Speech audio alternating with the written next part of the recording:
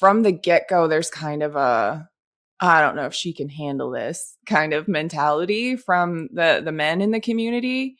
But pretty quickly, I think I gained respect from, my male colleagues. And it doesn't become a like she's just a helpless female. But I think there's that like extra step that women have to put in to kind of prove themselves, because these are large animals, and biology is biology. Men tend to be stronger, bigger, like it's I think there's some bias there, but it's once you prove yourself, I feel like it hasn't been an issue. I will say there are more women in this hobby than people realize, because a lot of the women kind of stay out of the drama. Today's episode is brought to you in part by Cold-Blooded Caffeine, a small batch coffee company built around reptiles, conservation, and really good coffee. Founded by Trey Hall and McKendrick Dunn, Cold-Blooded Caffeine connects roasted to order coffee with real-life conservation in coffee-producing countries. 5% of every bag sold goes directly to conservation efforts, and I'm excited to announce that the Expert and the Idiot podcast now has its own custom coffee blend. Every penny from my profits from that blend will be donated to indigo conservation through the Orion Society. If you want great coffee that actually supports the animals and ecosystems we all care about, check out coldbloodedcaffeine.com. This episode is brought to you by Soul Reptile. Soul Reptile is a boutique, direct-to-consumer lighting and husbandry company focused on bringing the latest reptile physiology and lighting science into the hobby. They're the creators of the Vision LED, the most powerful UVA1 LED available for reptile lighting. They also produce precisely tuned near-infrared systems designed for specialized animals, including invertebrates. If you're serious about replicating natural sunlight and dialing in your animal's environment, Soul Reptile is pushing that science forward. Soul Reptile, the science of the sun. This episode is brought to you in part by ExoTerra. If you're as passionate about reptiles and amphibians as I am, you know that quality matters. I use ExoTerra products on all my reptile and amphibian enclosures, which is why I'm excited to be partnering with them. From naturalistic decor to innovative lighting and enclosures of all sizes, ExoTerra has everything you need for your cold-blooded companions. ExoTerra, make your reptiles feel at home. This is the Expert and the Idiot podcast. If you like the show and you'd like to support us, there's a link to our Patreon in the description below. Some benefits include getting access to new episodes up to a month in advance. There's also links to USARK and USARK Florida. If you're not already a member, please sign up. Enjoy the show.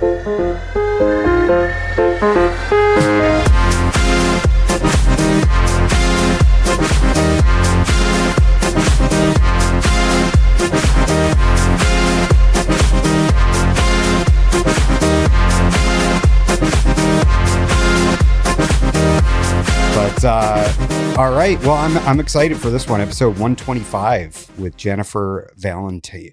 Oh my God. Why can't I, when I look at words, once I start recording, I can't say anything anymore. Valentine.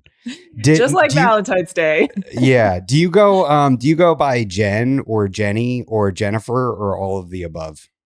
Jen or Jennifer is fine. Okay. Mm-hmm.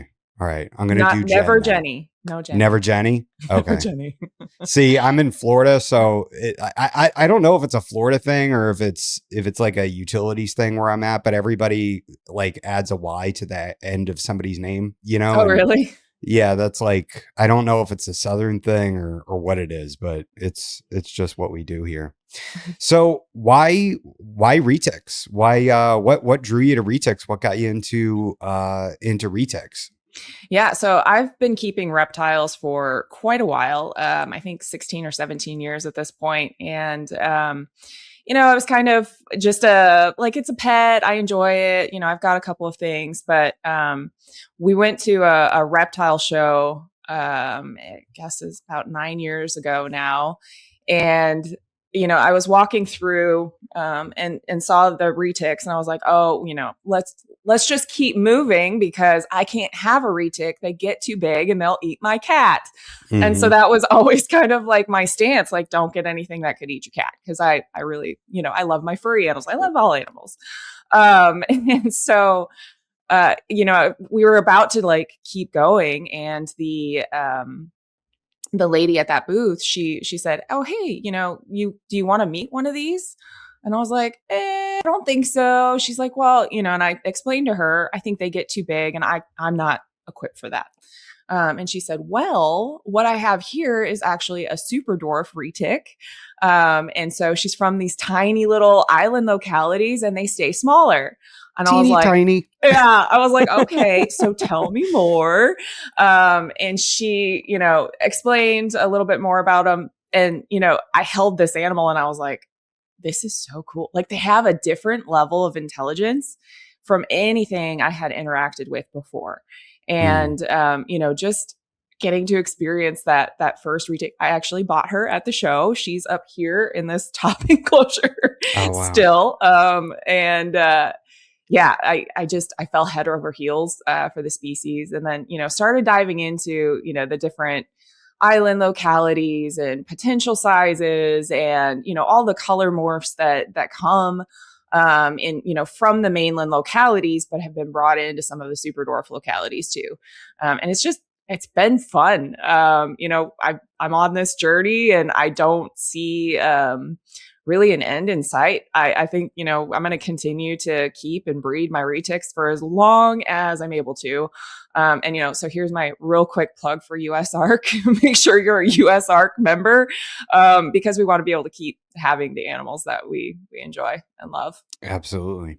So let me ask you, so these enclosures behind you, the ones that you just pointed to, how long are those? Are those 6 foot or 8 foot? Those are 8 foot enclosures. Wow. Mm-hmm. Okay. Now let's jump right into the whole size thing, because, before we started recording, we kind of touched on sort of the marketing of the super dwarf and dwarf, island localities. And, I kind of, told you before that it seems like they were really being pitched heavily as being really small snakes, like very small, very manageable, almost where somebody could imagine, like picture keeping them in a 4x2x2, right? That magical enclosure size. Now is this a dwarf or a super dwarf that's in an 8 foot enclosure, behind you? So I have, super dwarfs in the enclosures behind me. And so, it is a little bit of a like marketing kind of thing of, they're going to be tiny. And, I still think that like small is in the eyes of the beholder because, at the time I was like, oh, a small snake to me is like a ball python. And as I've kind of like grown with this species, I realized that like, even if you say it's a 7 or 8 foot snake, that's still a pretty small snake because I do have some of the like bigger animals, like the 14, 15 footers, in my collection. And like, to me, okay, that's a big snake, but that's even still not as big as retics get. So, it's really just like this continuum. And the super dwarf name, it was a marketing term. It is a marketing term. And I'm kind of on the fence about should we use it or shouldn't we use it?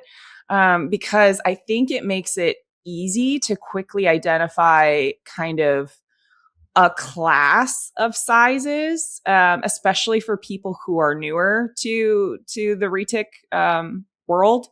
But I think we need to be really careful about saying that they're going to stay tiny because I only have one animal in my collection that I would say is tiny as an adult.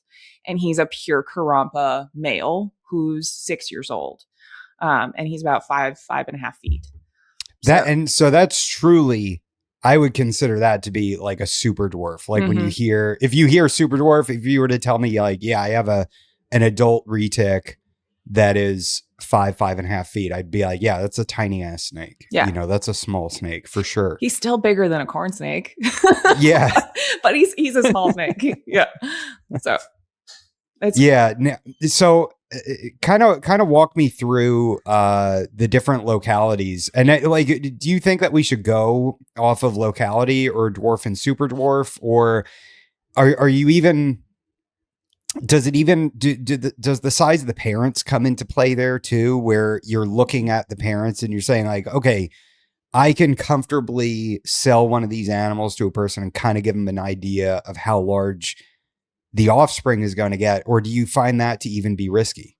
Yeah. That's something I get asked every day because I have, babies for sale, and I breed everything from pure Carampas to, I've got some 25% Jamps, which are a dwarf locality.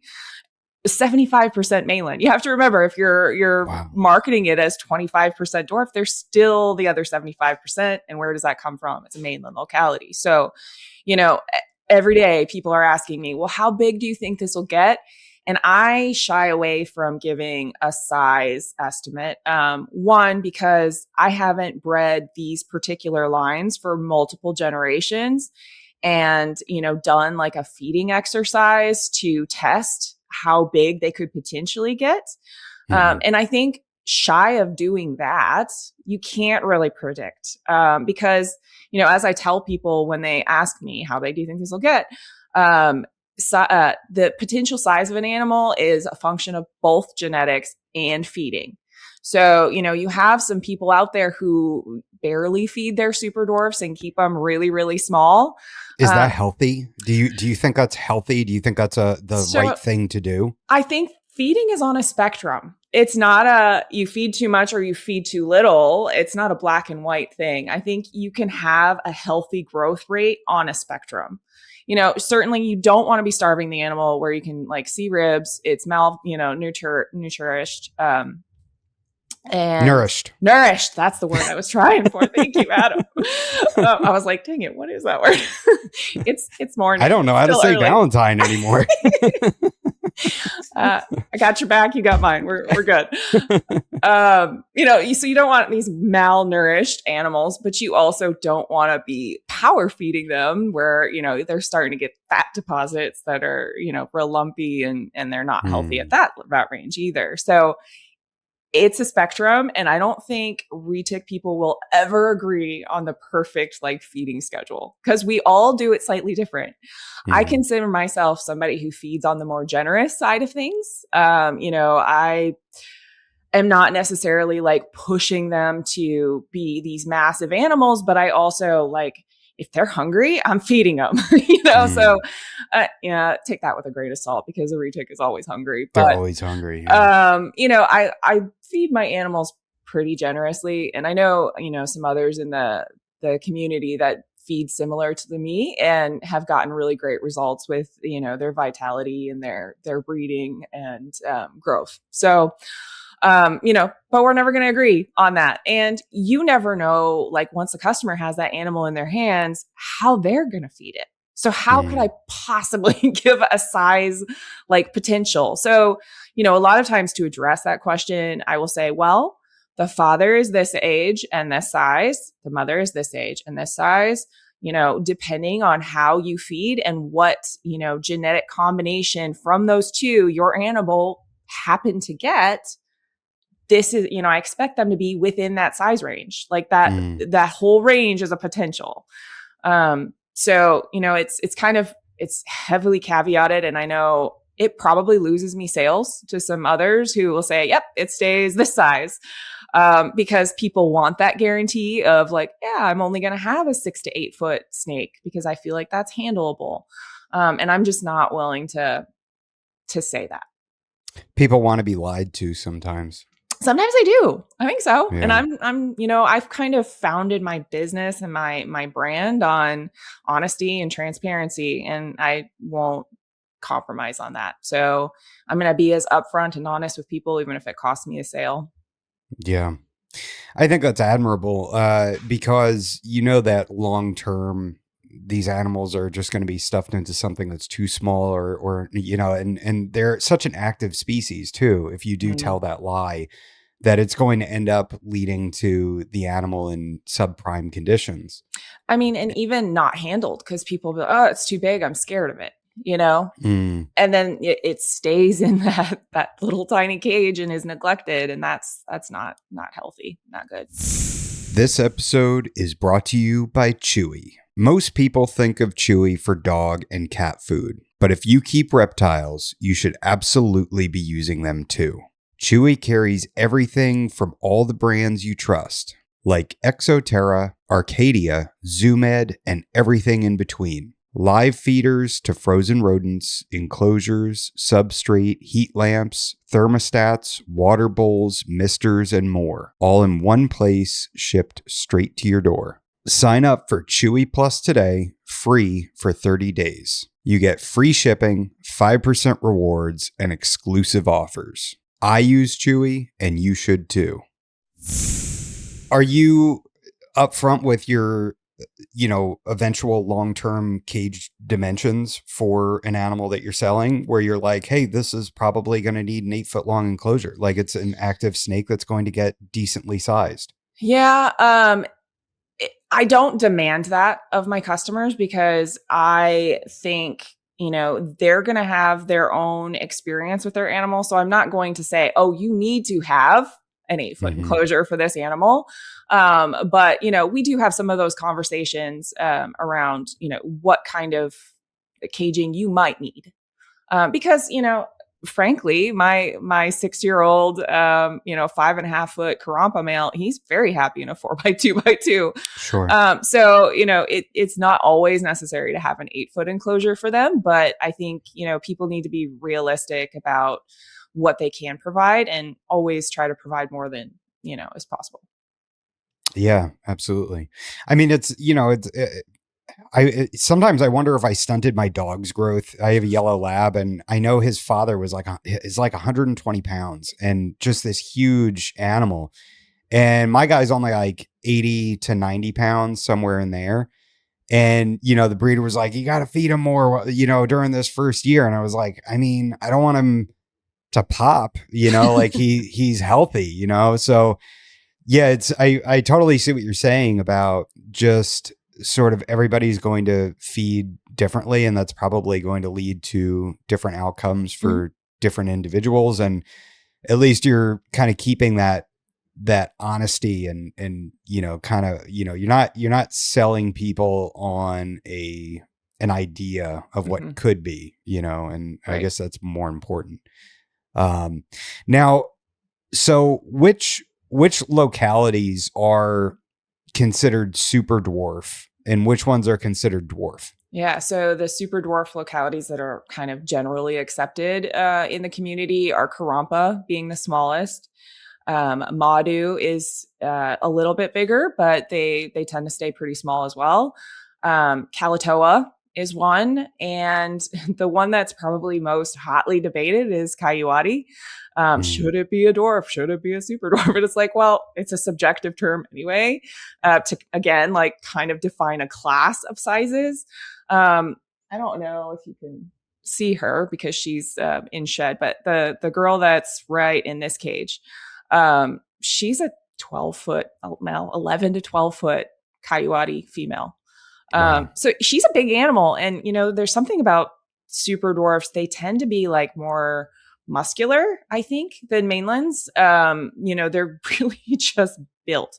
And so, dealing with an animal that is super strong and that long, it's not easy for anybody or for everybody. So, it's something to keep in mind too, is like, maybe that should have been classified as a dwarf. It's kind of somewhere in the middle. And then, we've also got like Tombolongan could possibly go either way. I've seen some really small tombos. I don't know that we have enough of them here in the US to really like say definitively like what that potential size could be. And then, the dwarfs are like Jampea is considered a dwarf locality. Ternate is considered a dwarf locality. I don't think we've fully defined like all of the like Mindanaos and the Halmaheras, but they tend to stay smaller-ish. So, all right. So can you define the dwarf and super dwarf? Like what is that definition in your mind, and how is it generally accepted in the retic community? what's the size range? Yeah, again, I mean, like it's a hard thing to answer. I've always just thought of those as like locality identifiers. Really? Super dwarf being those kind of three main localities of Karampa Madu and Kalatoa.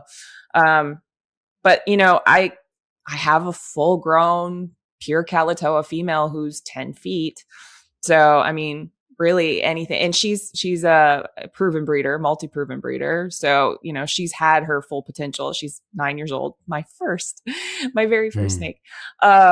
And she's decent size, but she's still very manageable at 10 feet. Um, so I would say, if we're saying super dwarf, I think reasonably anything up to about 10 feet is. That's still a really good sized animal, It's a big you know? snake. Yeah. I mean, Yeah. it's not, yeah, it's not a ball python. Wow. Yeah. I mean, you throw that word super on the beginning though, and you're like, gosh, it Yeah. must be small because it's a super dwarf. Yeah. It can be misleading. I get that. And I think that's kind of where it's like, maybe people should research it a little bit more before just going, oh, it's a super dwarf.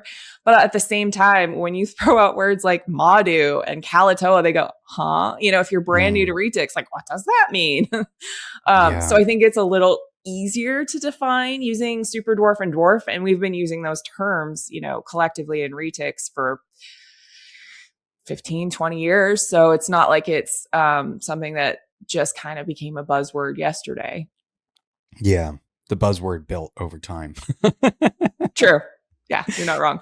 Do you have any mainland localities, like pure mainland? I don't have any pure mainland locality animals. I do have like mixed mainlands. Like Okay. I have my ocelots, which are a mainland morph at this point in time. Um, yeah, actually, those are the only mainlands I still have. I've moved out some of the animals that I had previously acquired. What was it, just the size of them, or did they just not fit into your They projects? didn't fit into my projects anymore. Okay. So it was kind of What like, what are you more into? Are you more into morphs or localities? What draws your interest more? I do a little bit of both. I love my pure locality animals. I have pure Karampas. I have 2.4 pure Karampas. I love my Madus. I only have 1.1 Madus, but they're awesome. I've got my pure Kayuaris. I have female Kalatoas. I haven't found a male Kalatoa that I really liked and could trace his origin. So, I've just got the girls that I use for kind of more crosses. Mm, But like, it's so fun to try to, take this beautiful snake. Like I have an Indo caramel ocelot who's gorgeous, but he's a mainland. And people mm. would want this animal if it was in a slightly smaller package. So that's like one of my projects is let's see if we can shrink this down by doing some of the crosses. Um, and from my experience, the genetics do come in even at a 50% level. And I've, seen some of my animals be smaller than a mainland. But again, like it's still kind of a roll of the dice of what, genetics are really going to dominate in any particular animal from a clutch. Mm. So let's go back to feeding. You touched Mm. on how you feed your animals before. I kind of want you to walk me through how you feed your animals Mm. throughout their different life stages. So maybe like first year, second year, third year, and then whatever 3 to 5. And maybe we can get into how you feed a male compared to a female, if there's a difference there, which Yeah. I'm assuming that there probably is. Yeah. So yeah, go fire away. Yeah. So, starting with babies, some of the like super dwarfs, they can't even take down a rat pinky at the time that they hatch because they're so small. So I usually start on mice, but I try to move them onto rats as quickly as I can, as soon as their size allows for it. I Why? Because I feel like it helps support their growth. The rats seem to, give them a little bit more fats and calcium and things that, kind of help them grow. And they Okay. can't stay on mice forever. So if you get them in the habit of just eating mice, you're going to be in real trouble when that thing hits like 4 feet and it can't be sustained on mice. So, you've got to be able to do something that's going to be a bigger prey item. Are there picky retics though? Are there really? Oh, yeah. Oh, Babies, really? especially. Babies can Oh, be okay. really picky. I have some that are, bless their hearts, they are quail eaters and all they want is quail. And I'm like, no, we can't do this forever. They're like, I want birds. Yeah. And like you try to give them even a live, rodent, and they're like, I don't know what that is. Like, get that out of my Wow. face. So as babies, yes. But once they kind of like, I've seen this switch happen in lots of these animals that I've produced. Once that switch happens and they go, oh, anything is food. Yeah. They'll eat anything. Like even the ones that are super picky from the beginning, they may go a couple of months without wanting anything as a baby. Someday they'll just switch on and they will want to eat everything. And it's kind of crazy thing to see. But so weekly feeding from the get-go until they're at least a year old. And I'm trying to give them a prey item that leaves a bump. Like I want to see that lump at the very least until the next morning, if not the next night, in my babies. Because I feel like, that first year, and you kind of alluded to this earlier, that first year of growth, with your dog, they were saying feed it plenty so he can grow. I feel like that's when most of the growing happens, because I have gotten animals, and I guess this would be a kind of anecdotal case for it, but I have gotten animals that were raised separately from an animal that I raised from the same clutch, and they were fed very differently than I feed my animals. And when I got that second animal into my collection, it was like a third of the size of the sibling that I had and had been raising since it was a hatchling. And so, that plays a big role, how they were fed from their, first year. And so, if you want a bigger steak, push for it to eat in the earlier time of its life, or, and allow it to grow, I should say, is not push for it, but allow it to grow. If you limit food in that first year, you're not really fully allowing it to reach its potential, in my opinion. The second year, we're going for maybe every 10 days, 10 to 14 days, depending on the animal. I do have some that they're real sassy if they get fed too often. And they, too often? They'll always be in feed mode if they know to expect a prey item every week. And so if I stretch those animals out and I give them a much bigger prey item every 2 weeks, they're calmer. Interesting. So, and it depends on the animal. I've had the opposite be true as well. So, you sometimes have to vary it based on the animal and what, how they're responding to feed. I have some yearlings right now that if I fed them every week, every time I open that bin, I will get bit. even being careful and using hooks. I have one that will switch into food mode even after he's like out and interacting with me.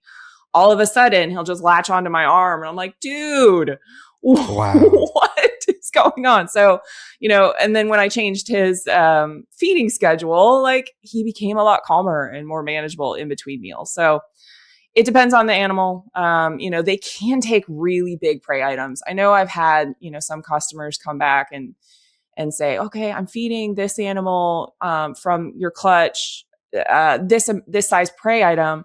What are you feeding the holdbacks from that clutch? And then I'll be feeding them something that's like 2 times the size, or two prey items higher than what they're feeding. And they're like, oh, I don't think it can take down, that size. And I'm like, you would be surprised what a retic can take down. They are amazing. Like these, the mainlands, they eat deer, like massive prey items in the wild. Yeah. And so, no, don't be too scared of that. I think you have to be kind of cautious in the first year or two, because it can be harder on babies as they're kind of growing and developing to take something that's like massive. Like I'm not going to give a hatchling retic a small rat. Like that's not really reasonable. But yeah, people could push it, I think, more than they do on the feeding size. And so, I mean, like I've seen some of the pictures, like from, William Philippek, he's got this retic that I don't know what the hell he fed it. It looked like it ate a goat, but Probably did eat a goat. it's had such a huge lump in it. Yeah. That I was like, and he's like, you got to feed these animals. And that, he's a big proponent of feeding these, really large meals, maybe not as often, but, and he also believes that that's going to get you the full, growth potential of the animal too, is giving them those larger, meals, maybe not as often. Maybe. I don't know that, because I've heard anecdotal stories both ways of, I know. the growth potential. Cause I know some people mainland breeders who are on the philosophy of a pretty decent sized meal, but very frequently, like they feed their hatchlings every 5 days. And like, they're just constantly giving them food in that first year. I don't know if that makes a difference, but they say that grows them bigger. I think the jury's still out. Yeah.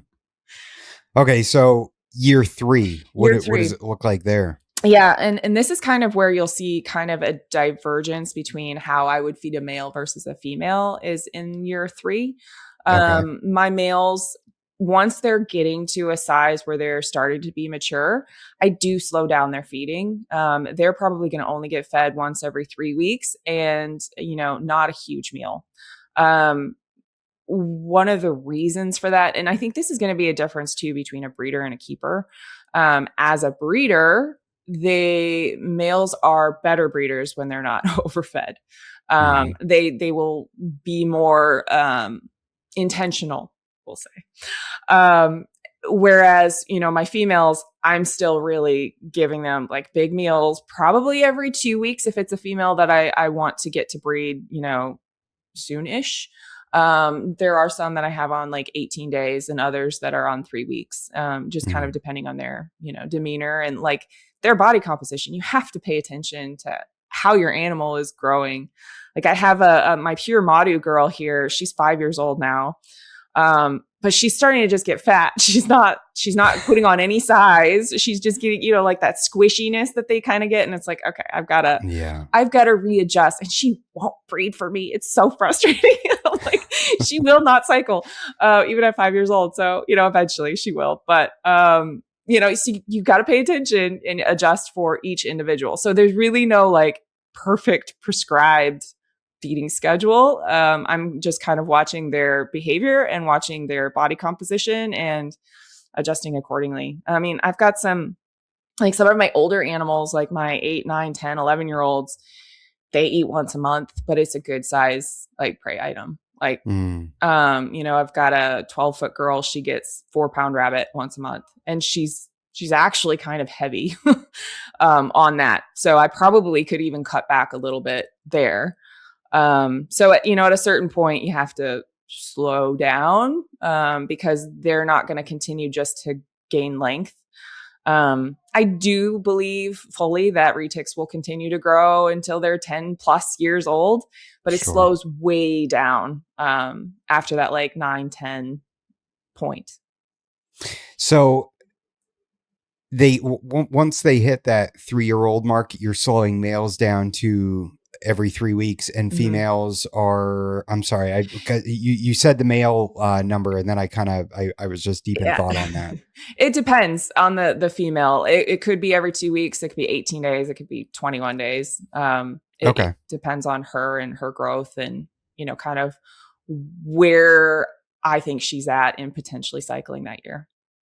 Do you think that we get too hung up on feeding schedules and how to feed an animal outside that 2-year mark, and like we're not plastic enough in that these animals are all going to have different requirements, just like people do, depending on their activity level and their own physiology and how they burn calories and how good they are at storing fat versus leaning out, all these things play into that, right? To where you could feed probably, maybe you could speak to this in your own experience, but you could probably feed 2 females the same way, and one's going to start getting that buildup of visceral fat and the other one's going to be lean and mean. Yeah, no, absolutely. You hit the nail on the head with that. I mean, it's so variable based on, their individual genetics and their activity level. I have some that are super like sedentary. They're happy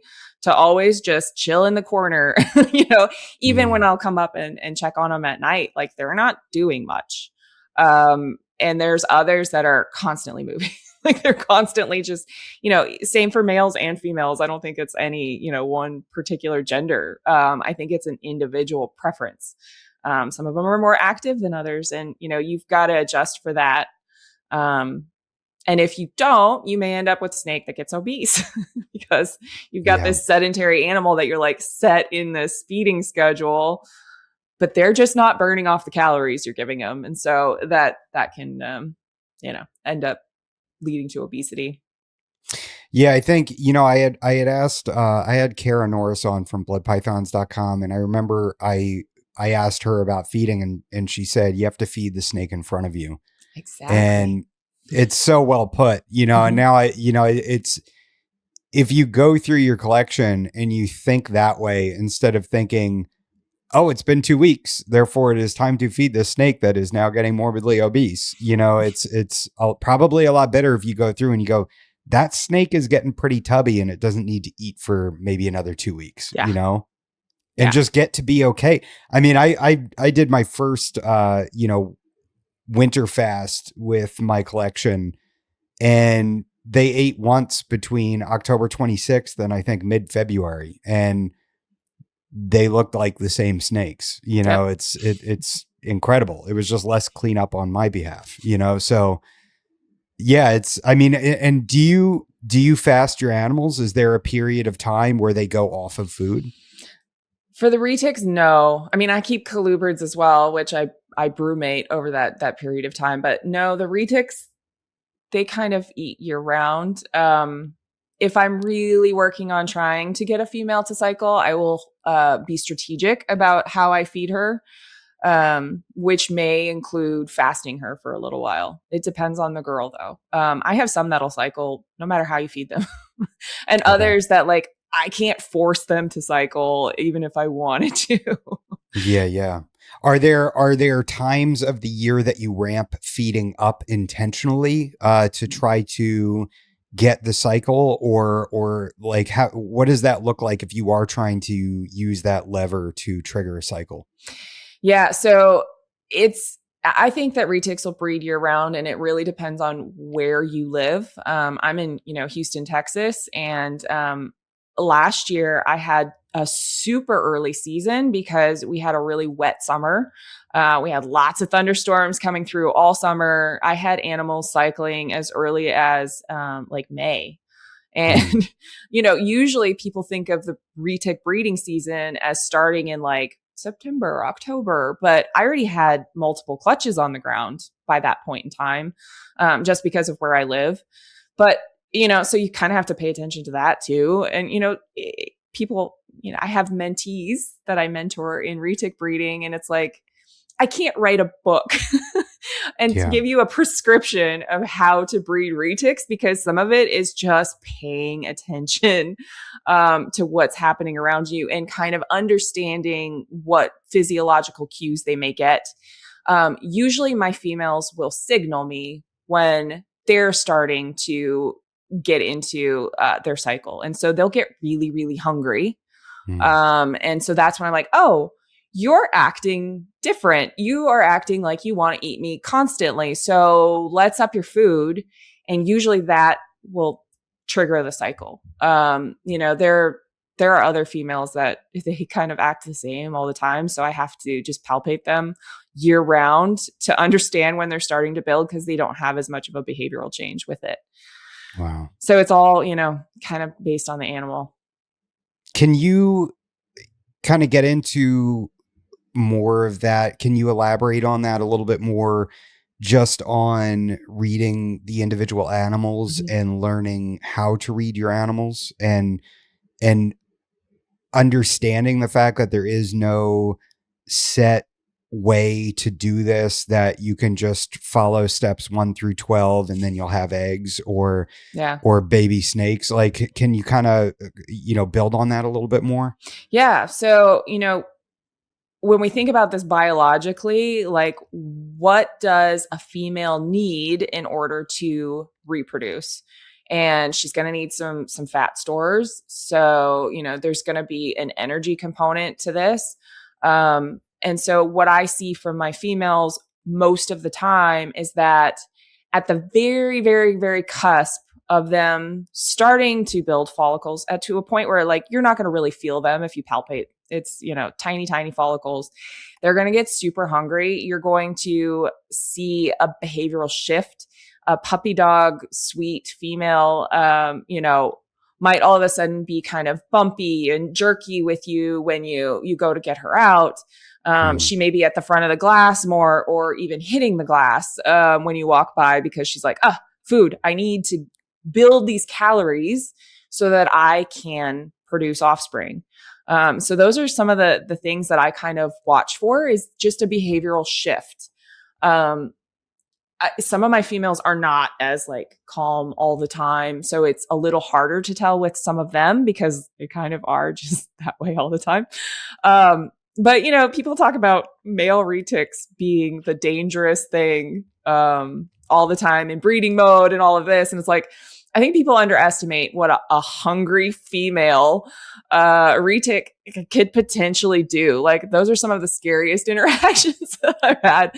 Like, if I have a female that normally goes back into her enclosure fine after cleaning, and suddenly she's turning back around on me, and like you see the pupils dilate, it's like, oh yeah. Goodness. Okay, you please go in. So don't underestimate a female that is starting to build for breeding season. But those are some of the things to look for. And then, you'll see as you ramp up food, she'll start to go, maybe I don't want it. Like, I'm good. And she'll be on the cool side. She'll be hanging out a little bit more. She may be more friendly. She may end up actually being more bumpy. Whenever you touch her, she'll just kind of like thrust her body and like go away. But usually that's about the point you should start thinking about introducing a male, because she's like, okay, I think I have the calories that I need. Like, I'm ready. And then they'll go off food generally. Not all, but generally they'll go, okay, nope, I don't want that. And, turn down food, which is very uncommon for a retic. And, like, okay, it's going to happen. That's when you start watching for an ovulation. Usually the ovulation will happen at least a month or more after they've last had a meal, and you'll look and you're like, did you eat a football? Like, what happened here? And the first time I saw it, I was like, oh, she's got babies. And I didn't realize that it was the ovulation I was witnessing, because that shrinks back down. And so then I was like, oh, she doesn't have like, I was so confused about like, what does that not mean she's pregnant? Like, so ovulation is kind of a short duration thing. But she'll be off food then for the rest of her cycle. And where does the male fit into all this? Like, when does the male get introduced? And are you using the male to trigger the ovulation, or are you doing that? Are you getting that cycle through everything else we've talked about? And then once you get that ovulation, that's when you put the male in. So you need to have the male in and locking long before ovulation. So once ovulation happens, she's done. Like she's not going to be receptive any longer after that point. So you want to get the male in when she starts slowing down on feeding. And so it can be a little bit tricky, because some females don't stop eating. And I know there are, newer-ish breeders who are like, oh, I have to wait till she's off food, because it can be dangerous introducing these animals if one goes into food mode and they wrap each other up. I've had it happen. It's horrible. So you want to make sure that you're kind of carefully towing that line of, she's not hungry enough that it's probably time to introduce the male, but she may not be entirely off food. She might still take a meal if you offer it. So that's at the point where you'll start seeing those locks happening. And, pay attention to your male's behaviors too, because I notice when I have a female cycling in the room, my males will start pacing their cages and pushing. And, Mm. they're acting like something is happening. And sometimes, like, that's my signal, like, oh shoot, I need to find out who's off, or who's cycling right now, and start to look around and check and pay more attention to my females' behaviors. So they can be a good indicator as well that you've got something about to happen. Yeah, I think I could have bred my spotted pythons this year because my male started going crazy, cruising and pushing and trying to get out of his enclosure, and Mm-hmm. like knocked a scale off the top of his head and everything. And I'm like sitting there and I'm like, what is up with this guy? And then I see my female was like laying on her side and all swollen up. And I'm like, it's a little bit soon though. They're only like 3 years old. Too It's young. soon for me. I don't want to rush it, Yeah. So with timing, when do you think a female is ready to breed? Is it based off of their actual age, or do you base that off of their size? Do you ever run into having a really large female that's too young, or an older female that's not large enough? Like what does that look like? Yeah. I think nature will dictate when they're ready. Like, it's not up to me. And I think if a female cycles, her body it has the things it needs to produce. So last year I had a 3.5-year-old pure Kalatoa female go into cycle. She's Wow. tiny. She's like 6 feet. She's not very big, 6.5 feet. And I was surprised by it because I was like, you've got a couple more years. Like, what are you doing? You're building follicles. And so I was like, okay, if you're ready, I put a male in with her. They locked, they did their thing. She had a perfect clutch. There were Wow. no like complications, even with her being tiny. I've never had a female get egg bound. Like, if they're ready, they'll do what nature intended them to do. So I don't hold back based on age. I think that can be a personal preference thing. And also, different species may have different needs as far as like size where they can actually pass the eggs. But with retics, it seems like if they're ready, like they'll pass everything. Never had an issue with that. I do have some larger females too that, have been incredibly challenging to get them Mm. to not just cycle, but make it all the way through their cycle. I have one female, she's a 75% dwarf super dwarf combo. And she is 7 years old this year. And I've tried to breed her the last 3-4 seasons. She cycled, but then I put in the male and she's either not receptive or he's not doing his job or something doesn't go right. And she reabsorbs her follicles before she ovulates and that's it. Season's over. Mm. So it's like, Yeah. there may be some reason that she is not producing well that is just not up to me. Man. Now, what about a male? When Mm. do you think males are ready to breed? When they have sperm plugs, I know the Okay. term sperm plugs is kind of subjective or controversial or whatever, but like if they're producing sperm, they're ready. I know. So can you tell me what a sperm plug is then? What is it to you? It's the white stuff that you see. I don't know. I don't have a scientific term here for you, Adam. Where are you finding it, Jen? So, I do actually have some males that will just spread it in their cage. Like, they're so gross. Nice. Males are Yeah. gross. But they'll like put it on the wall of their cage and I'm like, oh, you're ready to go. I have popped males too to see if they had that going on. And they have that, they're ready. What are you popping? No. It's a zit. Gross. Yeah. Yeah. So Breeding is so glamorous. so when you're getting into the season and the females are cycling, that's when you're going to see this Generally. Wow. Okay. Yeah. So the male's just that ready to go. If they're ready, they're ready. I also have like a 5-year-old male that he wouldn't breed for anything. Like, Oh, wow. I know you're a male. I've probed you even just to double check. Yeah. And it's like, yeah, no, he's just not interested. And I think Interesting. some of that, and that was a mainland male. Some of that I think goes to like the mainlands being a little bit more lazy, Mm. um, and like not the same composition as my others. So he may have been a little overweight and just lazy and like not interested.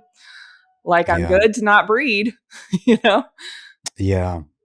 Now, what about okay, so you get your locks, you get your ovulation, Mhm. uh, and then have you ever done maternal incubation or do you only do artificial Mm. incubation?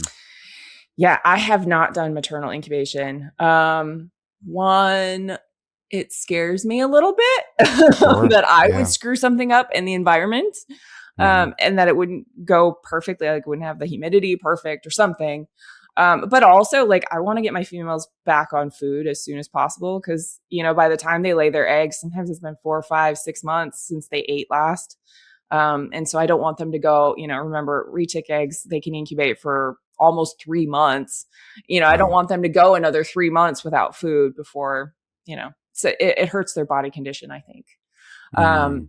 I think it's a beautiful thing if somebody is set up and prepared and, able to do that, it good for you. But my choice is artificial incubation. Mm. I don't blame you. How do you incubate your eggs? What kind of incubator do you use? What are your temperature parameters? Are you doing that light diffuser grate? Are you Mhm. doing vermiculite? Like what's your strategy? Yeah, so it's kind of funny because my husband being a GTP breeder, the Mm, green tree pythons are very like finicky in incubation, and so he has like a very tedious scientific setup for how he does mine. And I'm like, okay, we're gonna put some hatch right in this tub, and we're gonna stick the eggs in it. And it's worked really well for me. Going back a couple of seasons. We've got a sea serpents incubator. We actually have two incubators because sometimes we need to different species and all of that. But I do like 87 degrees, give or take. I focus less on what the exact temperature is and more on just keeping that temperature consistent throughout mm, incubation. As long as it's above 86.5 and below 88, like whatever we land on is how we're going yeah, forward. And I want to make sure that that temperature stays consistent. I do find that the lower temperatures tend to produce calmer babies.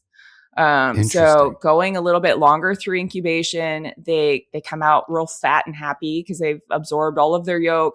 It takes longer. I'm getting real antsy by day 75, 80, 85. Yeah. But when those babies come out, they're all just chill. Like I Mm, rarely have like super snappy babies. There's just none right out of the egg. Usually the snappiness occurs later if they're, irritated with trying to be fed. But it's I think helpful in having really calm babies. It's another thing that I kind of pride myself on too is like keeping them calm yeah, yeah. and really well socialized so that they're either really good pets or a calm breeder for somebody. Now, what do you do for the mother after she's laid? What does that care look like to get her? Like, what do you do? Like, as soon as you take the eggs from her, what is the first thing you do? What's your process? Yeah. So as soon as she's off the eggs, I give her a bath, just a drop of Dawn and let her get some of that egg smell off of her. Cleaning the enclosure really well. So all of that smell is gone. I've heard it both ways where people will even give them like a 3D printed egg bundle to hold on to after they That's take so the eggs depressing. because like well that's what they're that's the like thought process is they probably are depressed when you take away these eggs, so if you give them something maybe they feel the happy chemicals, whatever, I don't know. um, Mm, I do the opposite. I like sanitize it, clean it, make them forget about it, yeah. and then by the next day I'm offering them a small meal that's probably half the size of what they would normally eat. um, and kind of watching their behavior. I rarely have a female that doesn't want to eat on the second day. Mm, So most of them bounce back pretty quick. I'll give them another decent size, smallish meal 5 days later after that, until I get back up to their regular prey size and they're not acting starving. Because they do, after you give them that first meal, they're like, oh, I'm so hungry. Thank you. Like they just get real dramatic. And so, until they get to the point where they're like, okay, I'm finally getting the calories that I need, then we go back to regular feeding schedule. Do you think that they can smell the eggs incubating in the house? I don't know. I've never really thought about that. So I think it's a couple of people have brought it up. I know I think Eric Burke did on the podcast, but we were talking about they separated. God, I wish I could remember if it was coastals or diamonds, but I think they found them on eggs, and I don't know if it was for science. Sometimes science means being a jerk, but I think they just like took them. They just picked up the mother and like relocated it, and she kept finding her way back to those eggs. Weird. And they took her like really far away, and she could just zero right back to the eggs. Huh.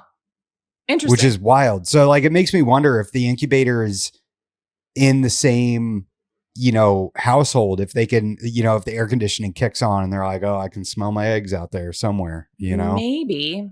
I don't see a lot of restlessness other than like hunger restlessness from my females after I take their eggs from them. I wonder if that feeding kind of breaks that, maybe, where they're just like, they'll be fine. Yeah, could be. The monkey took them away. The monkey's incubating my eggs now. It's kind of funny.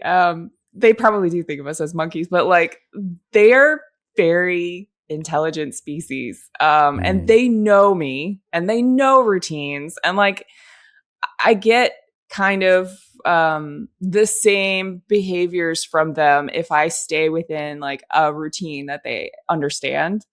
And so I think, I like to think that they know who I am. If I take them out versus somebody else taking them out, you're going to get a different response from the animal. Oh, but, sure. Yeah, just a little side trail there. Oh, yeah. No, I think that's absolutely. Yeah, I know that a lot of my animals recognize me. Absolutely. Some of them, they recognize me and they don't appreciate me very much, but that's fine. I have snakes I can hold and I have snakes that I can look at, and I'm okay with that.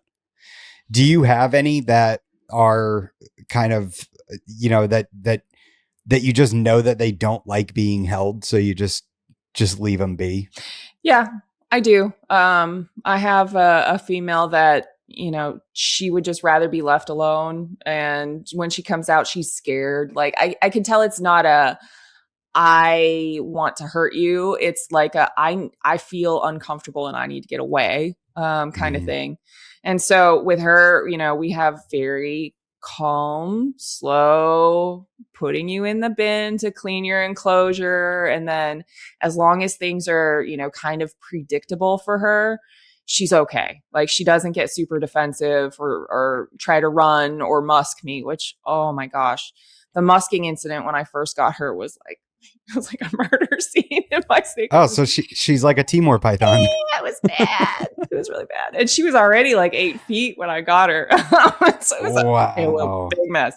But like I learned from that and all of the other experiences I had with her that like she's just not happy being out. Like she does not want to be interacted with. And so we go from cleaning to back in your cage. Like it's a sad kind of existence, but like she does not want to be out. Like she acts very unsure when she's out. And so as soon as she's back in her enclosure, she's just happy. Okay. Yeah. If you're good there, I'm good to not force the interaction. Yeah, I tried forcing my Timors to enjoy my company for quite a while. And it got to the point where it's like, all right, you guys don't like this. On occasion, if I have to do maintenance in there and they have to come out and go into a tub, I'll hold them then. I'll get some pictures because they are beautiful. But unfortunately, they're not like my other animals that like being held, and there's going to be a mess. There's going to be urates and fluid everywhere and all up my arm and usually into my watch band. And, I hate when that happens. Yeah, I know. It's, It's the worst. You it's go like out they in know public. where it is. You go out in public smelling like Yeah. retaking. Oh, Yeah, my watch smells like musk. it's great. Nice. Like, I don't know about his cologne. Something else. Now, so when you're okay, so we got to incubation. Do you ever cut eggs or do you let them pip on their own? I cut. Like every time? So I tried not like it's a patience thing. And I get so impatient when we get today, like 85. I'm like, oh, Mm-hmm. come on, guys, you gotta come out. I did try with one of my clutches this season. I was like, I'm not going to touch it. I'm going to let them all pip on their own, and I'm going to be a good girl and not do it. And I had one drown in the egg. I could see the scratches where it was trying to get out and it couldn't. And it was one of the like prettiest ones in the clutch. So I was like, yeah, never again. I'm going to give them the opportunity to come out. And people may disagree with that, but it's what I do because of that experience. Anyway. And also like, I also want to peek and see what I got. Yeah. Well, they're your animals and that's your Yeah. choice. I mean, that's, I think what it ultimately comes down to. I don't, I mean, that has to be really devastating when you look back and you're like, man, if I would have cut this animal's egg, Exactly. I'd have this animal right now. Yeah. Hindsight is 2020. Yeah. And yeah, that's kind of a bummer. That's very much a bummer. Now, when you're, once you get the babies out, how long do you leave them together? And then when do you first offer food? Yeah. So they will stay together until they shed. I keep them on wet paper towels in a group and they get cleaned every single day. But I can't imagine cleaning all of those babies individually. So it works really well. And they like to have their little noodle cuddle pile while they're in pre-shed. Once How they long shed, does that first shed take normally? usually 10 to 12 days from the time that they come out. It's like nothing. It's pretty fast. It depends too on the temperature. Really? If you have them a little bit lower, like say 84, it'll take maybe 2 weeks. But if you keep them at like 86 to 88, then they'll probably shed within 10 days. Is that a hot spot or ambient? No, that's a hot spot. I don't do any ambient. I've got radiant heat panels and thermostats and heat tape on everything. Okay. So everything is individually heated. Just because I do keep other species too, like ambient is not an option. Yeah, sure. And I mean, nature isn't ambient. It's not perfect, right?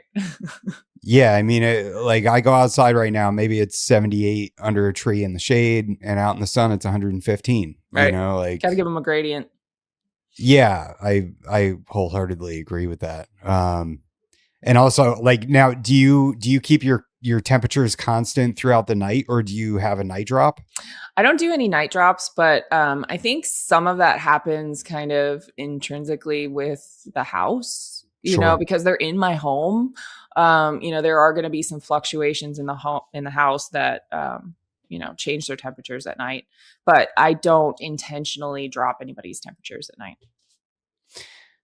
How cold does your house get at night? Depends on the time of year too. I keep my house pretty warm. I'm a little bit of a reptile myself. I don't like to be cold. But we keep the house at 75 when it's on AC, and when we have the heat on, the heat's at 70. So, time of year too, we kind of fluctuate in the fall and the spring between those temperatures. Mm-hmm. Whereas summer, it is 75. Like constant, because the AC runs night and day. That living in Florida, it's the same here in Houston. Yeah, my wife complains quite a bit. She'll be like, but I keep our house at 78, and then at night it drops to 72. Okay. So we can sleep comfortably, But I don't have any radiant heat panels or anything. I use light bulbs. So when the lights go out, temperature drops. Yep.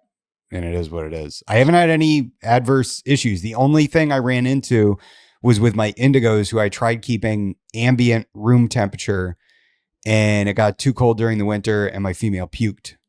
Oh, And yeah. And then I was like, all right, hotspot it is. You guys are getting a 78 hotspot, or an 80. I think they technically have the thermostat set to 80, but their hotspot is like 78, 79. yeah. I mean, And that's, paying attention to your animals too is like, okay, something didn't go right there. What can we do to adjust? I think that's perfect.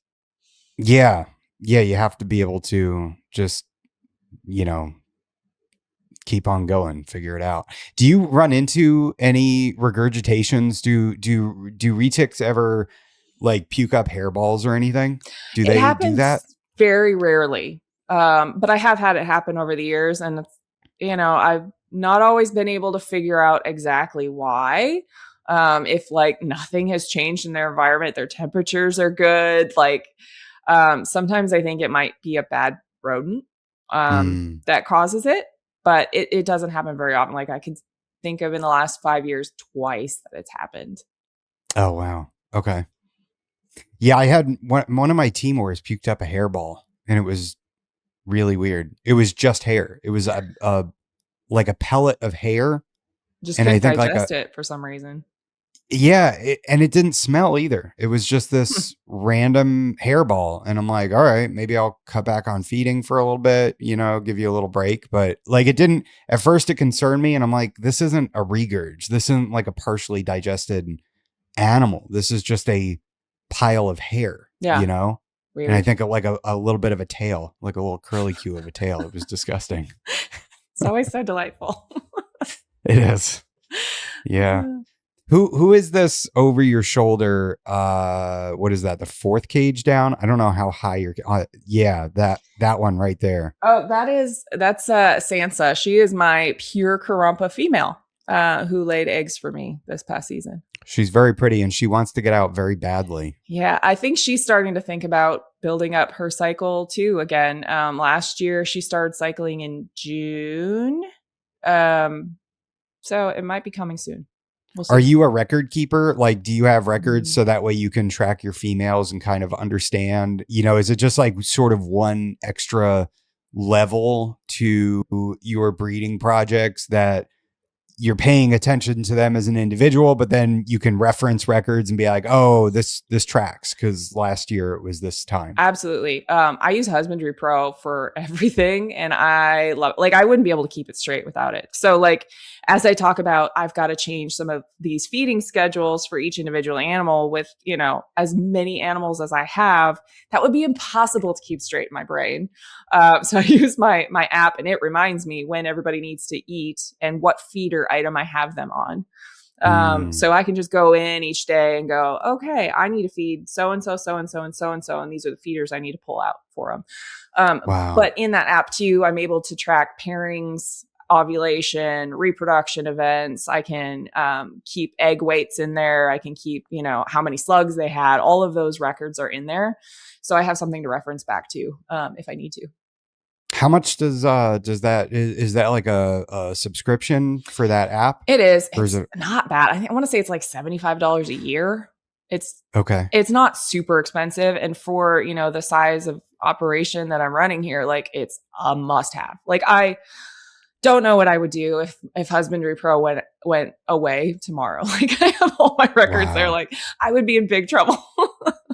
So can you like upload pictures of your animals? Like, do they have like a file? Like, Yep. kind of walk me because I think I've heard of it, but I've never actually looked into it. And honestly, I don't have that big of a collection. I only have like 25 animals, but it can get a little shitty sometimes when you go to feed and you're like, who Yeah. ate last week and who needs to eat this week? And like, yeah, like I mean, I have like a dry erase situation going on, but I'm kind of getting burnt out on that. Just writing things Yeah. down is kind of annoying. Yeah. So it takes a little bit to set up. Like it's not something that,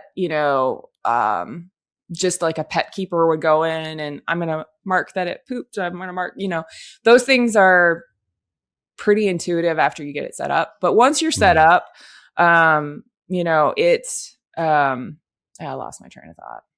Who's tracking poops? I'm not tracking poop. I used to track cleaning my cages when I only had like 30 animals. And now, like, when babies come, like, I could have up to like 200 that I need to keep track of. Oh my God, Jen. So, like, Oh my that God. app keeps me sane. But you need that app. yeah, That app could be $75 a month and you'd probably pay I it, would. wouldn't you? I totally would. We won't tell Don't Husbandry tell Pro them that. They're like, we're not charging enough. Funny enough, the business development guy, who's the front end guy for Husbandry Pro, he was at my house last night with a friend picking up some snakes from my husband. So he got to see, the operation, and I was like praising the app. I was like, please and thank you, don't let this go away. Oh wow, that's really cool. Anyway, yeah, we have people come by and see the collection from time to time, but my son thinks he's going to show up in the room. That's why I'm like, go away.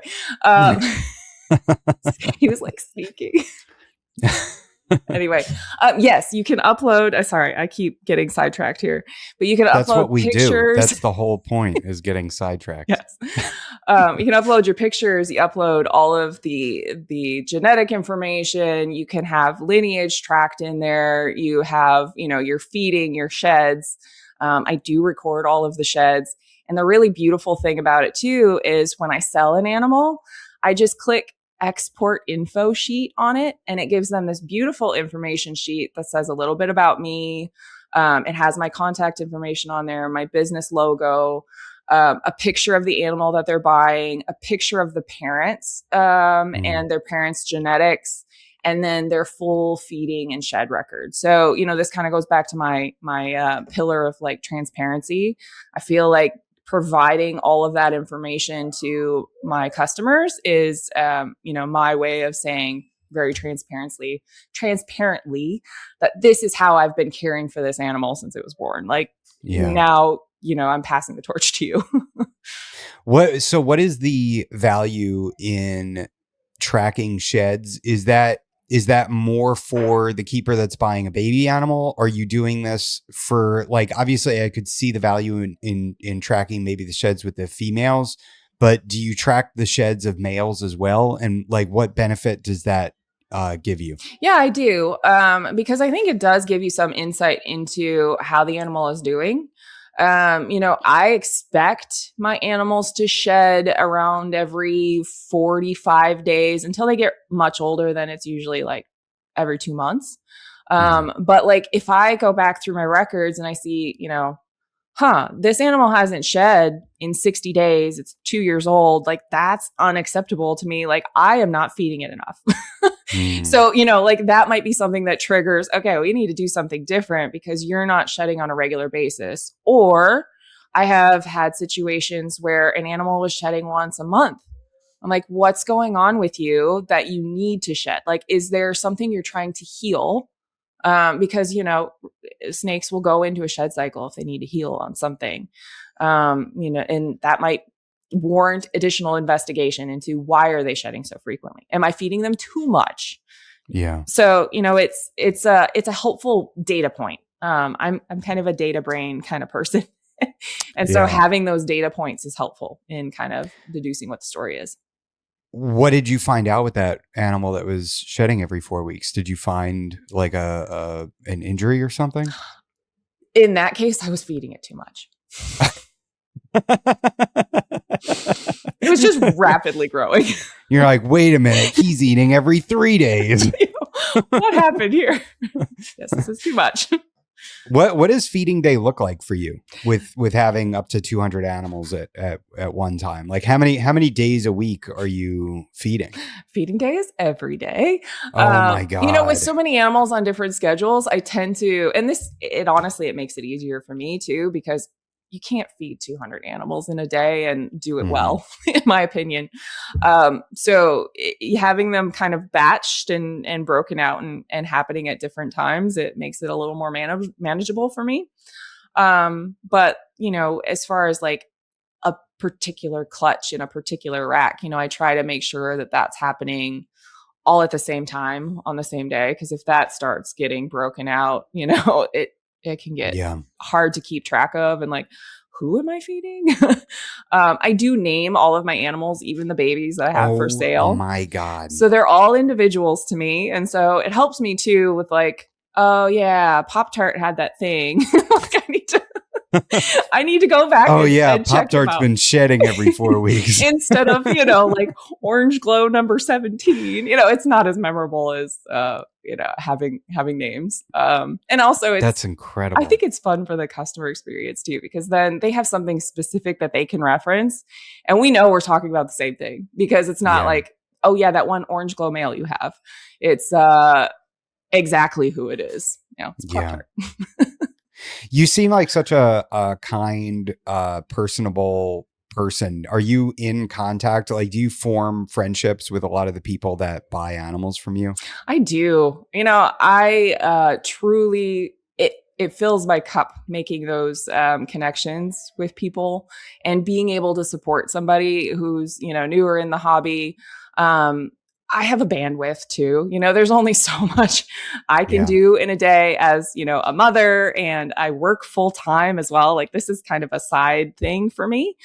And so, I try to interact with people as much as possible. So I'm just saying this is kind of a caveat too. So if I haven't, been in your DMs recently, it's not because I don't care.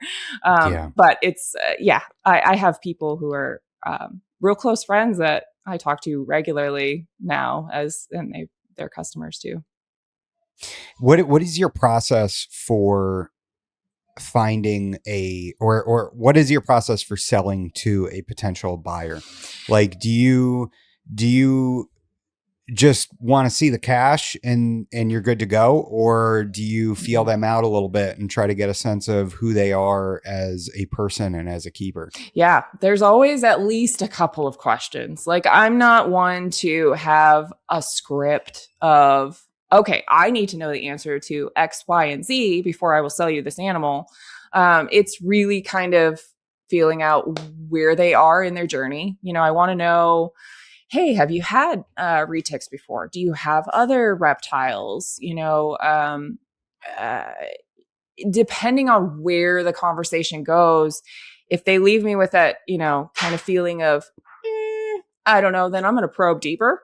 But there are some people who are just super upfront, and I don't know if I'm a good judge of character or not, but I like to think I am, that you can kind of tell when you're having those conversations if it's somebody who's serious about it and is going to care for the animal, or somebody who's, just kind of willy-nilly, hey, I've got some money, you want it? Like, no, I got that stimmy check. Remember when everybody was getting the stimmy checks and buying snakes left and right? Crazy.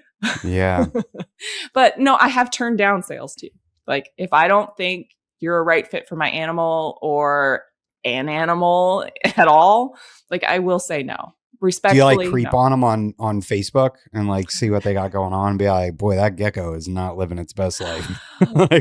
Maybe I should be. I don't know that I've ever gone that route, but maybe that's a little more investigation I should be doing. Yeah, it's weird because you've created these lives, these animals. You've put these animals together and created this little life, and then when is it your responsibility? I know I've seen it. I've seen people post and say things like, oh, I knew this guy was going to kill this snake, and sure enough, he killed my snake. And it's like, then why'd you sell to the guy? Yeah. Why would you do that? I think I have the luxury too, because I do work full time. I don't depend on this for my income of, it's not about the dollar for me at all, really. Like, yeah, it's nice to make the income to be able to continue to support what I love. But I'm not looking to get rich on this. And so at the end of the day, it's more important that the animal is well placed. So I won't compromise on my morals, just to make a buck. But, I can see where, people have made this their livelihood, where that line can get a little blurred because it's like, I need to put food on the table. Maybe. And then there's maybe he'll do okay with that gecko, like even if your gut is saying they probably aren't going to, he's probably going to kill it, Ugh. there's that kind of moral blur. Yeah, because that would never be acceptable with like a dog, right? Like if somebody was like, "Oh, I bred, these purebred beagles, and I'm kind of getting the vibe that this guy's gonna kill this dog, but Yeah, send it," like I don't know too many ethical breeders, even of dogs and cats, though, that would, yeah, send it. yeah, But there are unethical people in the world who are like, for I sure, gotta make my money. yeah. Now, talk to me about being a female and having this enormous collection of snakes and like how do you feel your experience differs from that of a male keeper? Yeah, I think from the get-go, there's kind of a, I don't know if she can handle this kind of mentality from the men in the community. But pretty quickly, I think I gained respect from, my male colleagues. And it doesn't become a like she's just a helpless female. But I think there's that like extra step that women have to put in to kind of prove Mm, themselves, because these are large animals, and biology is biology. Men tend to be stronger, bigger, like it's I think there's some bias there, but it's once you prove yourself, I feel like it hasn't been an issue. I will say there are more women in this hobby than people realize, because a lot of the women kind of stay out of the drama. It's the yeah. big egos that we see that kind of stir up drama in the community. So you don't Do you think that tend to those notice the women as much. do you think that those big egos are just a front for frail men that need to believe that they have something more than a woman has, and they're the only ones that can handle these incredible retics, Maybe. It could I be. mean, it's kind of bullshit that you would have to put in any additional effort or legwork, to, I'd say, fuck those people and leave them behind anyway, like, Yeah, I think it's probably even just, an unconscious bias yeah, that people have. But honestly, like, the ego, I don't think is at all aimed towards the women in the community, because I don't think they realize that we're here. mm, That it's, just I want to be the biggest and the baddest, regardless of, who my competition is. God, that's so stupid. I But I don't mean, disagree with you. yeah, I mean, yeah, you see it everywhere, Yeah. and but yeah, it's always, it's interesting to me because I mean, if you're out in the world, right, then with just normal folks that don't keep reptiles, like they must look at you like you have two heads. Like, I mean, I get looked at like I have two heads when people are like, "How many snakes do you have?" And I'm like, "I have 25 snakes." And they're like, "What?" And I'm like, "You don't understand. That's a small collection. That's a tiny, tiny little collection, And Yeah. then, but you're out there like, yeah, I have, like 200 reticulated pythons. Yeah. Funny enough, I was shipping an adult female out on a breeder loan yesterday for Delta. And so I'm at the Delta cargo place. I've got this bin of this 11-foot reticulated python that I'm shipping. And the reactions from people who don't have snakes or don't keep snakes or don't even think about snakes ever in their day, it's quite humorous. Like the conversation was, what do you have in there? And, I have a reticulated python. Just one. She like picked up the thing and it's 45 pounds. She's like, just one? Like, yeah. She's like, it's a python in there. Like, she's like, you deal with pythons? Like, it was just flabbergasted that, little old me would be dealing with an 11-foot reticulated python to ship it out. And it's like, yep. And she's like, Wow. how big do they, and then we go into the conversation of, this is the world's longest snake. they have the potential to get to like 25 feet, but I do dwarfs, blah, blah, blah. And people are just like blown away. Like, yeah, the looking at me like I have two heads thing is very real. The general public. Isn't that like you're like the most fun you can have though is when you get to talk to somebody that knows like would never be exposed to snakes, and then they're like genuinely curious and interested in it. Like that's one of my favorite things is like going to the FedEx hub to pick up an animal, and they'll see the logo on my hat and be like, wait a minute, is this related to your podcast? And like, you have a reptile podcast, and what's in the box? And, and it's like, I find that to be incredibly fun, because it kind of, you can tell that they have this preconceived notion of what a snake keeper is, which I don't think is reality anymore. Mm-hmm. We don't all have rat tails and cut off flannel shirts and, things, like that's not a thing anymore. A house full of aquariums with snakes in them. Yeah. That was like 10 years ago, me. Fair enough. Maybe 15 years ago. I'm trying to think. Yeah, probably about 16 years ago.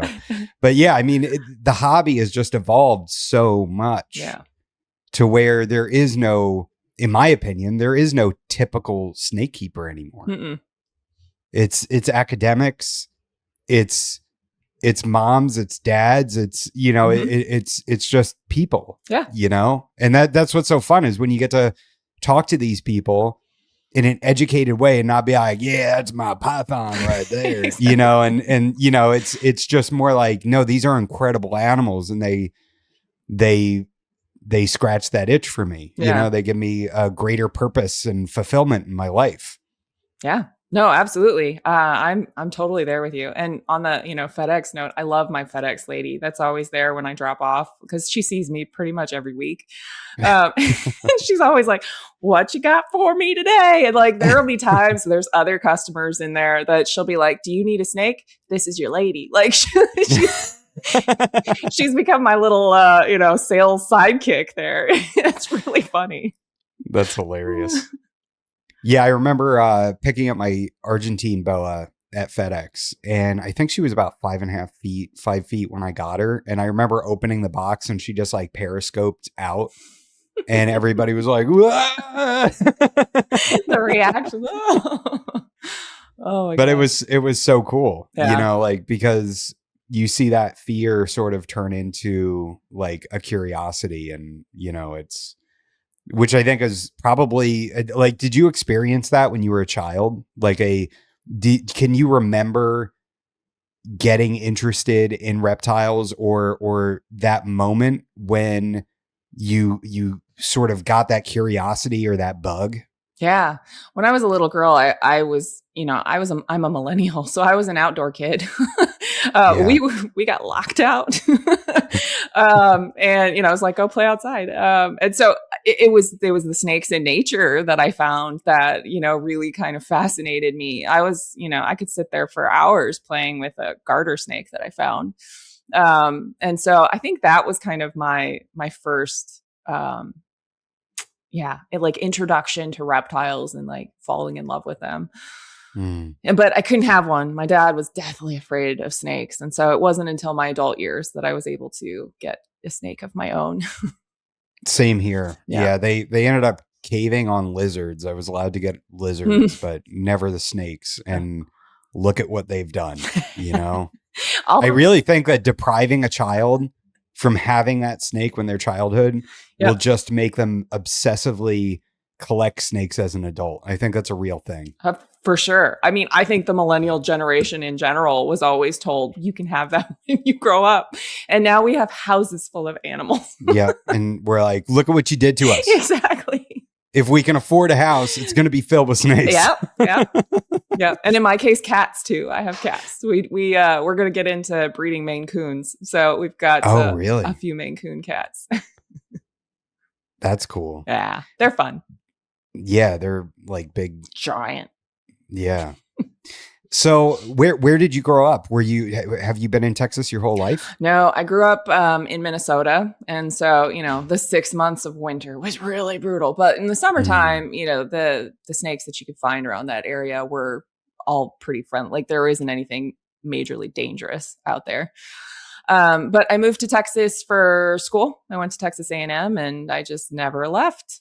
I like it here. Oh, wow. Yeah. Nice. I had bred rabbits for a little while, and I actually had the Texas A&M breed. Nice. I guess they made their own composite heat tolerant rabbit there. And so that's what I kept when I was keeping rabbits here in Florida. The Tamuks, right?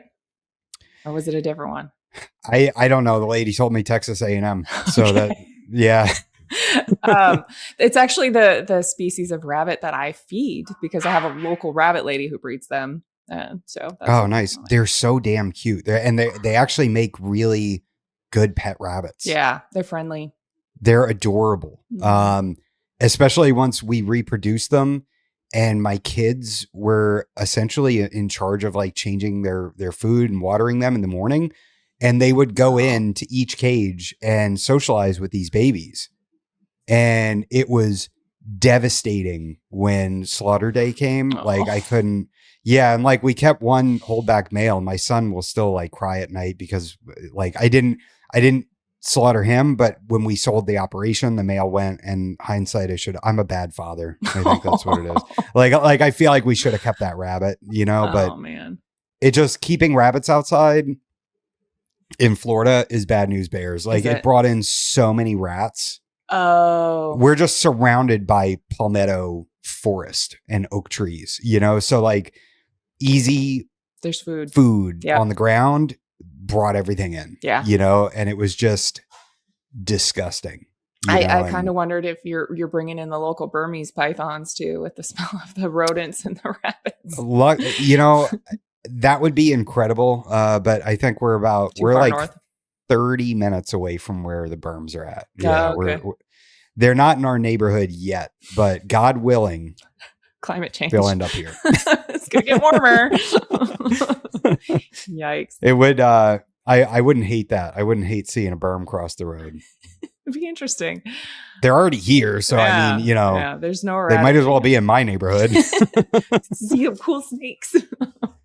Yeah, I got to get out and actually see some. I haven't seen one yet, but they are in an area. They've been found in Rotunda. I think they found like a 14-foot one, and that's only like 20 minutes away from me. Oh, wow. Not even. Yeah. So crazy. It's funny here in Texas that people are so worried that they're gonna, populate the wild, but it's like we're not habitable like Florida is. For our winters get way too cold. Yep. So yeah, we don't have that luxury of seeing a Burmese outside. Yeah, you guys get ridiculously hot summers and ridiculously really surprisingly cold winters, right? Yeah. I mean, we got down to I want to say like 15 or 20 degrees this winter. Yeah, that's rough. It's short duration, but it still gets cold. We got down to I think the lowest we got this year was 29. That's still pretty cold for Florida. It's still pretty cold. Yeah. Yeah, and I have diamond pythons outside, and I left them out there, and my female got down to 33 degrees. But everybody, I thought I really messed up. It got a lot colder than the forecast, and I found out this year because of how cold it was. Like our weather has been like bipolar. We're getting like ridiculously hot or ridiculously cold, and I found out that we're in a frost pocket. And so it was just like frost after frost after frost, like several times. And all, like my work and all my coworkers are more coastal, and they're like, we didn't have any frost, it was like 37 degrees and crazy. Yeah. So now if the forecast says 30s, the diamonds come in. Probably for the best. She made it through and she's okay now. Yeah. Good. Yeah. Everybody's good. Everybody's eating, cruising. Awesome. Yeah. Those diamond pythons are bulletproof. Gosh, they're gorgeous. That's a maybe someday species for me. I've got a few bucket list animals that I'd like to keep just as a pet. What's stopping you from going up to 202? That's fair. Space. I'm running out of space. Yeah. Because what are you in right now? Is that like a spare room that you're in? So this is our upstairs game room of our house. Okay. So I have this room, and I have one of the bedrooms, which I affectionately call my big girl room. So my largest females are in that room. Oh, Partly wow. because I can close the door. Yeah. As I'm like handling them and taking them out and stuff, we don't want any incidental catastrophes. Whereas this room has pretty much the smaller of my animals, and it's not closed off, like there's no door. So um Did you mean incidental yes, catastrophes? exactly. I'm glad you read that. Thank you, Adam. I'm glad you got that. We're very careful because I love all of my animals. I wouldn't want something bad to happen to any of them. Every Yeah. cage has locks on them. We close doors for the biggest animals. It's a careful operation because I'm an animal lover. I don't want anything to happen to anybody.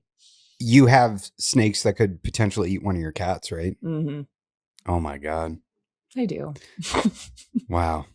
Is that why you went with the Mancoons? You're like, I got to get the biggest The cat I biggest can cat. get. Yeah.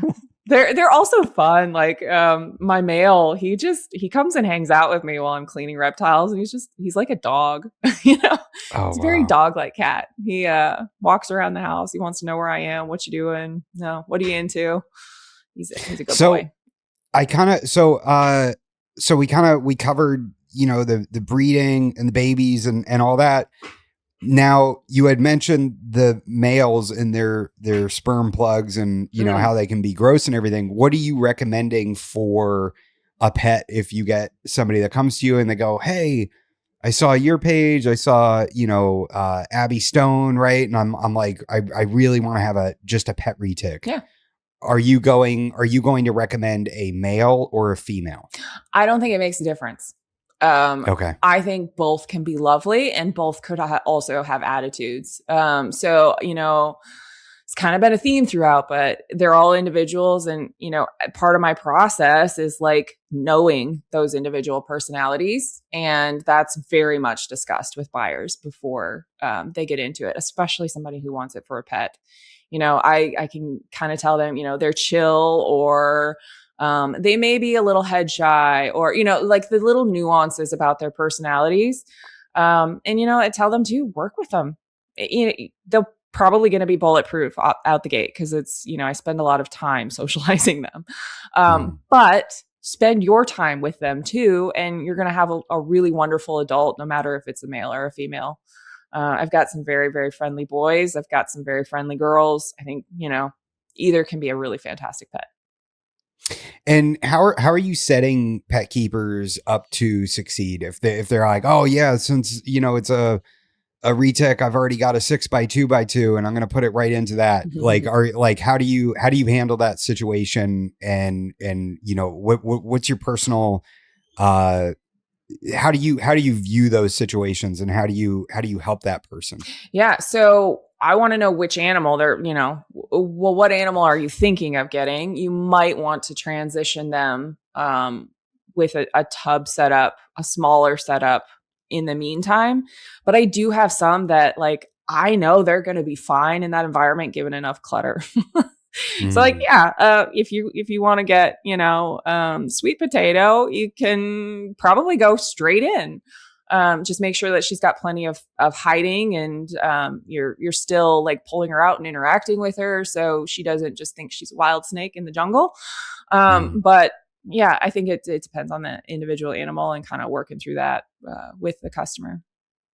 And do you ever have people that reach out to you after the fact? I'm assuming probably not so much with retics, and they say something like, "Oh, not eating or aggression," or like, do you have those things come up where then you can coach them back to a place where they can more readily see success? Yeah, I love hearing feedback from my customers, good feedback or bad feedback, or their experiences. I often get like pictures and stuff of their animals as they grow, which is great. I love hearing the success stories, but there are occasionally like, I ran into this situation and like, I don't know how to handle it. Can you help me? And I'm like, yes, let's work through this together. Like I'm never gone after the sale. Like people can still access me and, if they have questions, if they need help, support, always happy to do it. Usually you're right. Feeding isn't a huge issue. I think I've maybe run into that once where they're like, they don't want to eat this. I'm like, okay, well, how are we heating it? Let's try this. And it's usually a very simple fix, but no, always open to hearing from people post sale. And how do you thaw your feeders out? Mm-hmm. Yeah, I'm in the hairdryer group. Really? So I will take them out in the morning, take out the rodents that I need for the day, let them thaw to room temperature, hit them with the hairdryer like right before I feed them off so that they're warm enough to give a heat signature and to help them find it after they drop it. And then, that's it. We keep them dry. With babies, sometimes if we're starting on like rat pinkies or something like that, I will heat those in a cup on a candle warmer until they get to 100, 105, somewhere in that range. And then I feed them at that point. I'll dry them on a paper towel though first. Yeah, I do the same thing because otherwise it's so nasty. Like when they do the bite and wrap and they spin the rodent and it just flings. It's like a sprinkler of like rat juice that's hitting you in the face and you're like, ugh. So gross. I just showered. Yeah. I have managed not to drink rodent water, but my husband has not. Oh no. It was an accident. He actually drank it? It was on accident. He was holding the cup. Oh my God. And he was just like doing something else and went, ugh. Does he want you telling this story? Oh my God. No, he doesn't, but I'm doing it anyway. And like the look on his face when the realization hit. Oh no. It's priceless. Yeah. Good stuff. Did he get sick? No. I mean, like he made himself sick just to like get it out, but oh God. Yeah. Oh no. So awesome. I have not done this yet. I know other people have though. Like this is not an uncommon thing in the reptile community. God. You got to start asking your guests now. Have you ever drank rodent water? How many do you think are going to admit to that? If I get your husband on, do you think he's going to be like, oh yeah. You'll realize my wife would never tell this story, but don't worry, you have headphones on. He can't hear me. Yeah, exactly. It's good stuff. Oh man, that's like the most foul thing in the world too. Because I thaw all my rodents in warm water, and so yeah, when I dump that bucket out, it makes so gross. Again, reptile keeping is not glamorous. No, it's not. It's not. And then one of my Patreons and an awesome keeper, Alexa Shamshoyan, she feeds her animals birds, and she's like, yeah, I have these really strong clippers and I clip their beaks off before I feed the ant. And I'm like, oh no, that's so gross. And then I hear people talking about braining too. And like, that makes me, that'll turn your stomach. And I know I'm going to have to do it one day, but like I don't know. Like I am a sissy when it comes to that stuff. Like I am not like dressing the rabbits. I did not enjoy that. Butchering rabbits, that's totally different, right? Because then it's like just raw chicken, right. But like slaughtering and skinning and and it's just like, this isn't the most fun thing in the world, I don't think I could do that. I am the worst when it comes to having to unalive something. Like I can't do it. That's where, I have to call on my husband. Like I need to, if a deformity happens in a clutch or something, can you come call this for me? I can't do it. Like it's so awful. And like, that's why I don't raise my own rodents. I don't raise my own rabbits. I let somebody else do that dirty work because I just don't have the guts for it. Or the heart for it, really. Because I, again, love all animals. I know. It's life. That's what has to happen. Yeah, I had a really hard time, like, with the rabbits, with slaughtering them. That was really, really rough. And, it's so crazy because 150 years ago, everybody was doing that. 150 years ago, that was just everybody life. Everybody was doing it. I know my great-grandmother was, like, slaughtering chickens and turkeys and all sorts of stuff, right? And then, but for crying out loud, my great grandfather was a butcher in New York City, and I'm like walking out over to the hopper popper with the rabbit, and I'm like, this is not going to be fun, Yeah. We've gotten soft. Yeah. And just the fear of like harming the animal too. And, like that was my whole thing. A lot of apprehension went into, okay, what's the most humane way to do it? Cervical dislocation. So, I'm going to do that. And then, like making like, okay, I really have to make sure, and like going way too far the first time and being like, okay, it is definitely not alive anymore. I've gotten a couple of decapitated rabbits from my rabbit lady. She apologized. She's like, I just wanted to make sure it was quick with this one. And like, I'm sorry. I'm a little too vigorous. I was like, oh, it's okay. They'll still eat it. I'm not alone then. All right. Nuh-uh. Yeah, that was my first experience. Oof. I was like, I have to make sure this animal doesn't suffer. Like, yeah. I'm like, all right. It's definitely not suffering. It's terrible. Yeah. It was an awful experience. I give it 0 out of 10 stars. I would not recommend it. But I know that there's a lot of strong people out there that do it. Yeah. I have so much respect for my rabbit lady. I mean, like, she takes care of these rabbits every single day. Like, she's small bat. Like, she's not doing this for anybody else. I am her sole like person that she's supplying. Really? She's just like a micro homesteader. And so she breeds the rabbits for her family to have rabbit meat. And that's kind of it. Wow. But we started talking, and she's like, okay, I can do a couple extra litters. I can run a couple extra cages, for you. But like, yeah, so she's intimately like familiar with these rabbits, and like, then she has to cull them or, unalive them and skin them for her family or put them in the freezer for me. So walk me through like some of your feeders. Do you do exclusively rabbits and rats, or do you do bird prey on occasion? Do you kind of mix it up a little bit? Yeah. So for the younger animals, I like to throw in like a day old chick every now and then. So they're getting a little bit of avian prey. We don't want to get them just so set on one particular type prey item. The older animals will get pigs and rabbits, and, usually once they get to a certain size, I don't give them rats anymore, but, we try to vary it as much as possible. I also have started, hatching my own quail, which has been a fun little adventure, because I have found that, live quail are very enticing for retics that won't eat. If I'm really struggling to get them to eat, then we're going the quail route. And they're actually really easy to hatch. So it's been fun. They're cute though. Are you getting fertilized eggs and then hatching them, or are you breeding your own quail? No, I just buy the fertilized eggs. I'm not set up to have Where do you get those from? So we have a reptile shop here in Houston that's amazing. And the owner has a variety of birds that they're running on the property. And it's only like 15 minutes from my house. So I can run up there on the weekend and grab whatever I need. Eggs, or sometimes live feeders. So if I need something live, it's not far. I try. What's the name of the shop? Give them a shout out. Yeah, it's Pets Aplenty in Hockley, Texas. So nice. Yeah, I think he's the general manager, Andy Maddox. A lot of people will probably know Andy. He's a really solid dude. So I appreciate working with him. Yeah, I bet. Now, where the heck are you getting your pigs from?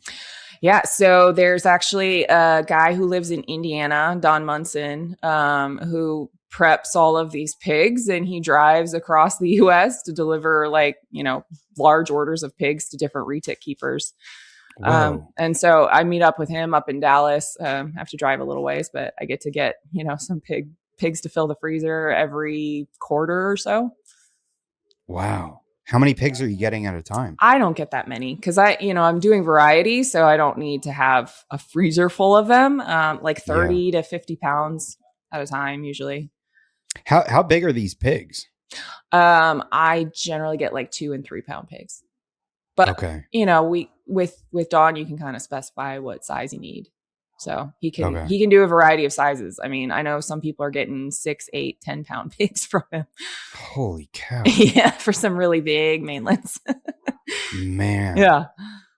Do you ever like look at some of your animals and think like maybe I should dial back their feeding because I don't want this animal getting too big? Yeah.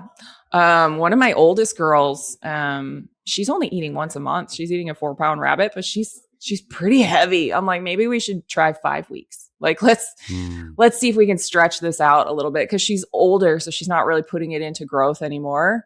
And so she's just kind of like packing on the pounds. Yeah, and it's surprising how much fat those rabbits actually have in them. Mm-hmm. Like I always thought that rabbits were super lean. And then when I was dressing them, they have a bunch of visceral fat around their organs inside like their rib cage. Interesting. Yeah, I had no idea. I always thought like, oh, this is a really lean animal, like no fat. And then I'm dressing them down and they've got these fat stores inside their rib cage around their organs and down into their abdomen. Not subcutaneous, not under the skin. It was all stored around their organs. Huh. So I might have waited too long for, the slaughter, but I was pretty shocked about how much body fat there or how much visceral fat they actually carried. Yeah, that's news to me. I mean, I always thought rabbits were pretty lean too, but I guess that makes sense with my girls getting kind of chubby. Yeah. And so how much does she weigh? Do you ever weigh, do you know what your heaviest retic is? I haven't weighed her. One of the things another breeder was doing that I thought was just genius, especially as being a super dwarf breeder, is he started listing the parent's length and weight on his baby listings on Morph Market. And I was like, that's brilliant, because when somebody sees 7-foot retic, they're like, oh, it probably weighs 20 pounds. And it's probably in reality less than 8. Yeah. So I have considered doing this. I haven't pulled the trigger yet. But if I had to guess, that big girl who's getting kind of fat, she's probably 60, maybe 70 pounds. Shoot. Is she heavy? She's also very low percentage. She's just a pet. I'm not breeding her anymore. What is she again? She's a 25% Kalatoa Motley Sunfire Tiger. And she's 12, 13 feet, but she's heavy. She's a real heavy 13 feet. Is she pretty chill? Oh, she's the most chill retic I've ever met. And frankly, she's the first one I ever held. So the day that I bought that super dwarf baby, she was the one that was handed to me as here, come interact with one and see what it is. And it was 6 months later that I bought her from that breeder. Oh, that's super after cool. that first interaction. So she's the first retic I ever held, and I'll never get rid of her. She's just a sweetheart. She's one of those that I can hand to anybody and know she's not gonna react badly. Really good educational animal. Do you do a lot of educational things when I can? Take them out? Yeah, whenever I can. Sometimes people reach out to me and ask me to do kind of a show and tell or something. So if those opportunities come up, I take them, because I love that. That's another thing that just kind of fills my cup, is seeing somebody switch from being terrified of those animals to genuinely curious and willing to touch them or something. That's a really fun thing to see. So I try to, but those opportunities don't always come up. And, with as limited of time as I have these days, I don't seek them out as much as I probably should. Where, how are you organizing that, or where have you done that? What has the setting been previously? Yeah. So actually, one of my past companies had me do a snake day presentation, because all my coworkers know I'm the crazy snake lady. I don't keep that secret from my work life. Because it's part of who I am as a person. Honestly, it's so ingrained in me. So I did a snake day presentation for a past company. It was virtual, but I got to show them multiple different snakes, and people from the company were able to jump on with their kids. And it was just kind of a fun family thing. I've also had the education room in some of the reptile expos that I was able to bring some animals and do some show and tell with the public there. So those are fun opportunities. We had another that, they needed somebody to show for the kids' school. So we brought Oh, a that's couple of awesome. snakes to be able to show off. Yeah. It's fun. That must have been really cool. It's so fun to see kids' excitement around it. Cause the fear of snakes is not natural. Like they learn that from Yeah, yeah. adults. And so kids are usually pretty fearless. Yeah, yeah. Yeah, that's something I really want to do. I feel like it would be like doing the FedEx, thing where you get to meet strangers that Mhm. would never be around reptiles, but, kind of in a more controlled setting or Mhm. environment. A reptile expo would personally scare me because of the whole biosecurity thing. Fair. But Yeah. and actually that is something I wanted to talk to you about Mhm. is biosecurity. And so your husband's got chondros, right? Yep. So biosecurity has to be like super important for you guys, right? So how do you handle biosecurity, testing, quarantine? How do you approach all that? Yeah. So we actually had some guests over yesterday because, we have these people come visit and we have a certain order. Anytime a guest comes in the house, we always, if they want to see the collection, we always start with the baby chondros first, which are in a completely Mhm. separate room because they're untouched by anything. And my husband has a very set protocol of like how he deals with them. And then he deals with the rest of his collection. He does not go back to deal with them again until after he has showered or done, something else. So He's it's got to drink his rodent water first, get his head in the game. we're not gonna live that one down ever. I'm not gonna let him forget either.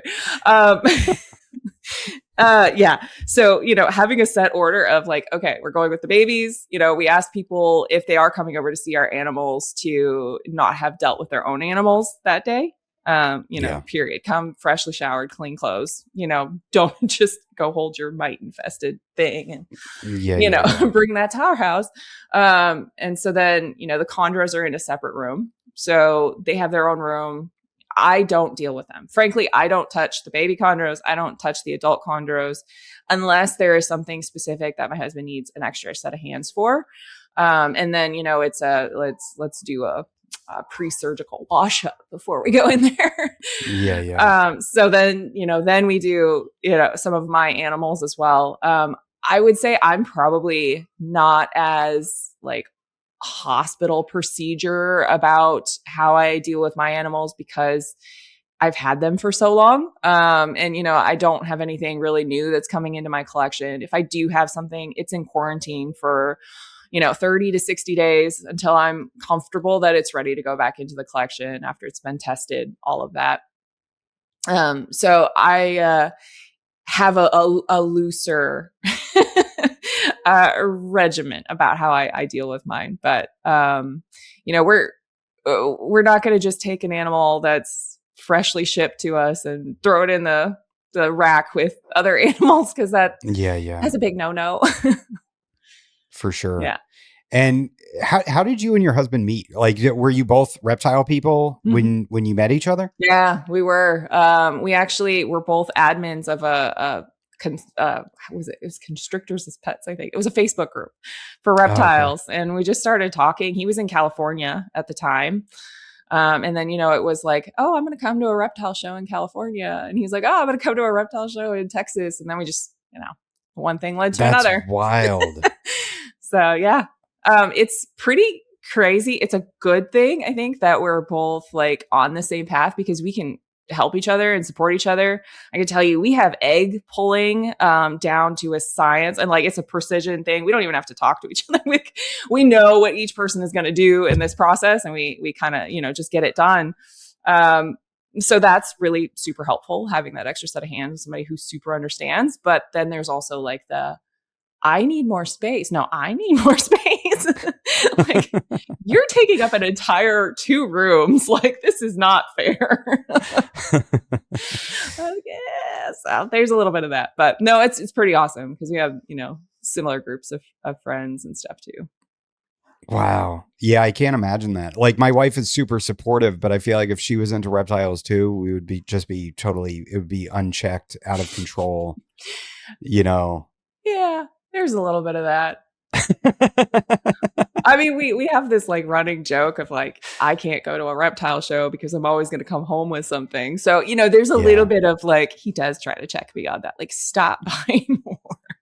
He's like, I've we have gotten to better. keep my biosecurity in Yes, check. exactly. Exactly. How many chondros does he have? Ah, I don't know. Probably right now with babies, he's probably got 75, 80. Be my Wow. guess. Yeah. Jeez Louise. Yeah, we got some snakes in this every corner of the house. I also have crested geckos and a lychee, and he's got some leopard geckos and redfoot tortoises. He's actually in the Wow. process of building an outdoor enclosure for the redfoots because in Houston they can live outdoors year round. That's cool. Once they get to a certain size, they've been babies, so they're still in a tort table inside. But we're building them a really. It's like a castle out there. I'm like, this is so nice. I could live out here. Like, this is What great. do you know what the dimensions are of it? Like, what is it? It's huge. I want to say, like the covered portion he put a roof on is like 16 by 8. Wow. And then there's another run that's out in the sun that he's still working on. He hasn't finished it, so I don't know how big it is. Damn, that's awesome. Yeah. It's spoiled torts. Yeah. I plan on, I have 1.2 diamond pythons, and I plan on putting them in like a big walk-in sort of aviary at some point, all 3 of them together. Nice. That'll be cool. Although I'm back and forth on that. Cause like I don't know. I don't want them constantly breeding either. Like I want to make sure that they take time off, and so I don't know. That's kind of a concern too. If it's a big enough space, and granted, I don't know much about breeding diamond pythons, but if it's a big enough space, do you think they would leave each other alone when there's not like cycling happening? I don't know yet.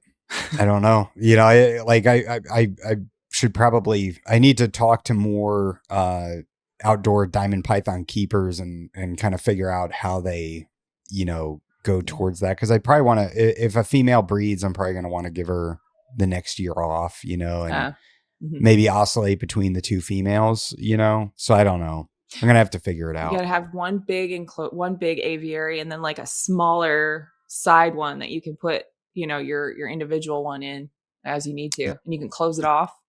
Yeah, that's a good idea. Yeah. Because even if you have to take the male out too. Yeah. If he's harassing them too much. Yeah, and he's living it. The male is actually older, and he's in a 5 by 3 by 5 foot tall enclosure. Nice. And it's so rewarding. It's so cool seeing, a python just being able to come out and bask and hang out in the rain and, hunt at night. And it's really neat. And my in-laws got me night vision binoculars for my birthday. That's awesome. So I'm going to go outside and see if I can watch them in like total darkness. That would be so cool. I love that. And I think you can record with it too. That reptile people are doing, like sitting outside with their night vision. I love it.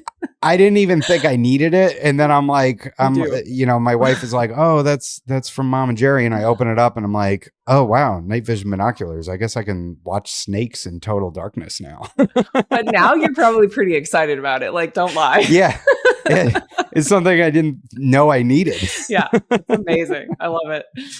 Instead of, blasting them with a flashlight or something. And, so what kind of colubrids do you keep?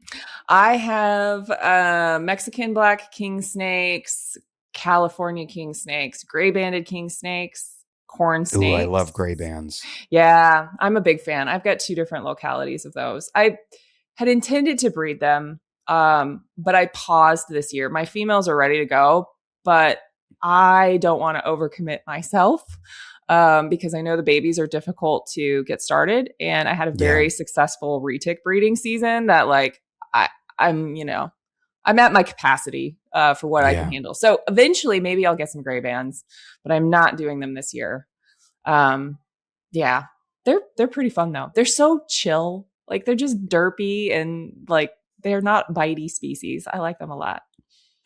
Alterna is definitely something I want. But I don't think I'd ever want to breed them just because I know I've heard how difficult it can be to get the baby started. Mm-hmm. And it seems like you really have to be into losing your mind with that. So Yeah.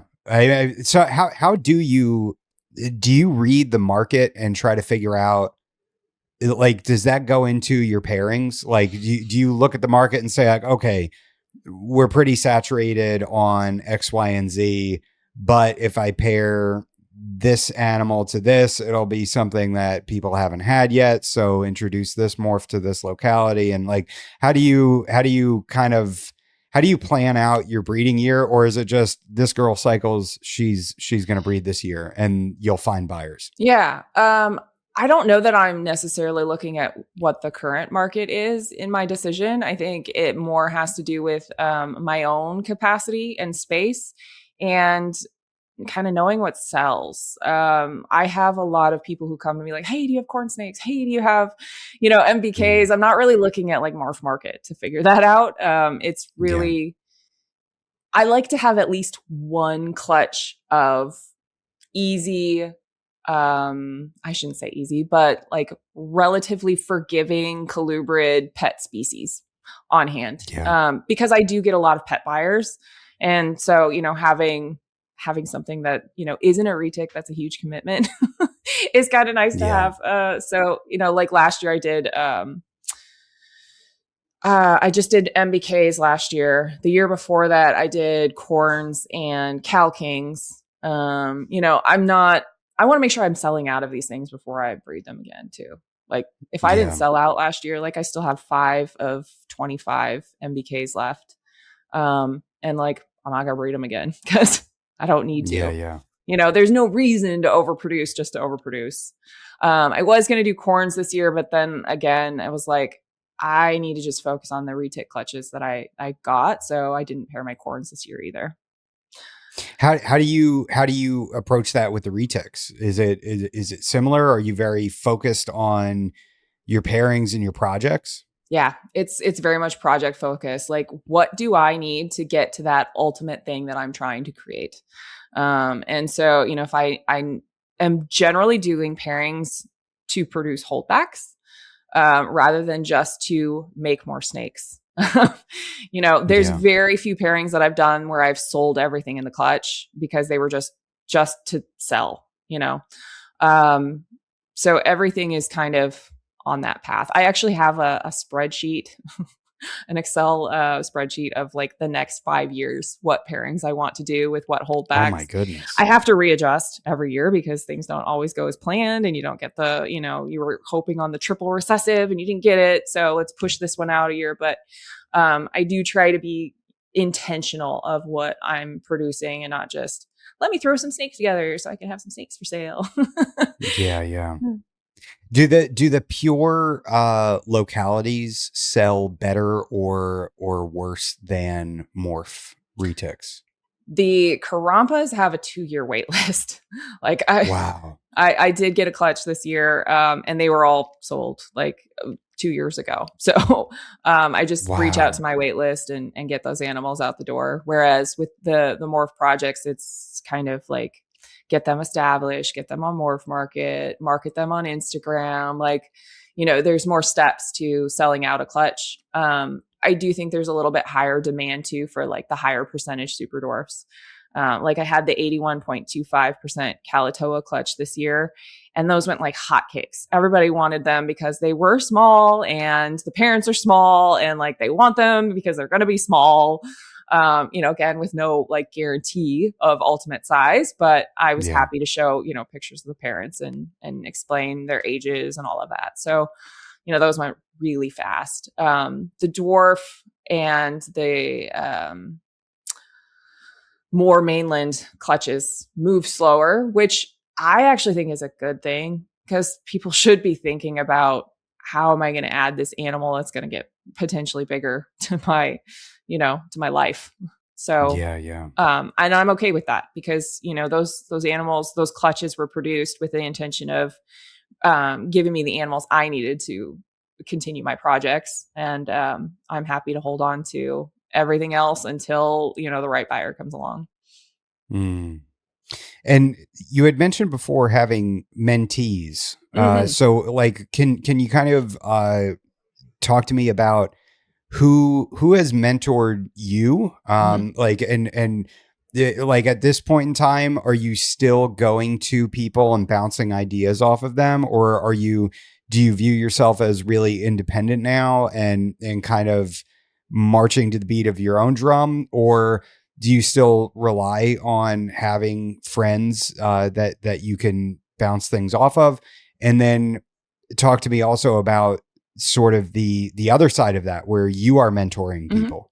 Yeah, I think mentorship is like the number one thing you can and should do when you're first getting into retics, especially because they are kind of a more nuanced species, and they're, can be a little bit more demanding. So yeah, I had mentors early on that one taught me the value of planning a project carefully, and not just buying snakes to buy snakes because they're cute. And then I had another mentor that had mainlands, and I got to go over and help clean cages and like learn behavior and learn handling and like get my hands on them, right from the get-go. So I think both of those things are really valuable. Somebody who can kind of teach you about the market and the business and, how to progress a project. And no, nobody can know it all. I would never be so proud to say that I don't need anybody else anymore. Cause that's absolutely not true, but there are some like pinnacles in the retic community that, I feel like I'm, privileged enough to call friends that I will bounce ideas off of. I'll get something weird in a clutch and I'm like, hey, what do you think? Like, what do you think this is? Or what do you, have you seen this before? Or, has this behavior come up with you? Cause strange things happen all the time. And you're like, I don't know about that. So I think having that network, is huge. And anybody who kind of like shrugs off having a network because maybe you're a little bit less social or you don't feel like, you have that right to talk to people, like it's bull crap. Just go talk, go, build relationships, because I think that is a huge part of the success I've seen, in my own program, is just having a support network. And having some people too that you can trade some cool snakes with is also a good bonus. Oh yeah, I bet. And then, on the mentoring side, as this is what I preach, is like get a mentor early on. And so there are some people have come to me and they're like, I heard you say to get a mentor. And like, I don't know if like you would be okay with it. I was like, heck yes. Like, people always come like so timid. Like, I don't want to waste your time. And it's like, I appreciate you being conscientious of my time because it is, a finite resource for me. But I am more than happy to help people, understand genetics, understand behaviors, kind of start thinking about and planning for their breeding projects. I have just recently this year decided to try doing a breeder loan with somebody I'm mentoring. And there's inherent risk with that. Sending one of your animals off to be with somebody else's collection. But that's where you gotta build those relationships and establish some trust, and then a really good contract is helpful too. How do you write up the contract yourself? I did, yeah, for that situation. That's probably a good idea. Chat GPT is really helpful too. So oh man, I'm gonna throw that out there. You give it all the guidelines that you want to go by, and like then they make it sound professional. Yeah.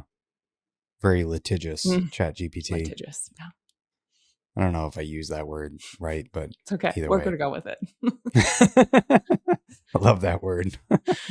It's great. So now what about gatekeeping in the retic community? Have you encountered that firsthand, and do you still see it? And like, do you ever see people, maybe post something on Facebook and try to get advice, and then you get the gatekeepers that are, can you, because of your experience and your collection, can you see when somebody is like maybe purposefully trying to throw somebody in the wrong direction or being condescending and talking down to them? And like, how do you handle a situation like that? Or maybe just drama of the retic sort of community in general? How do you Yeah. stay out of that and try to keep it a more positive, welcoming atmosphere? Yeah, I think it does kind of go back to what we talked about earlier with like big egos and people who want to be the it person for one particular project or locality or something like that.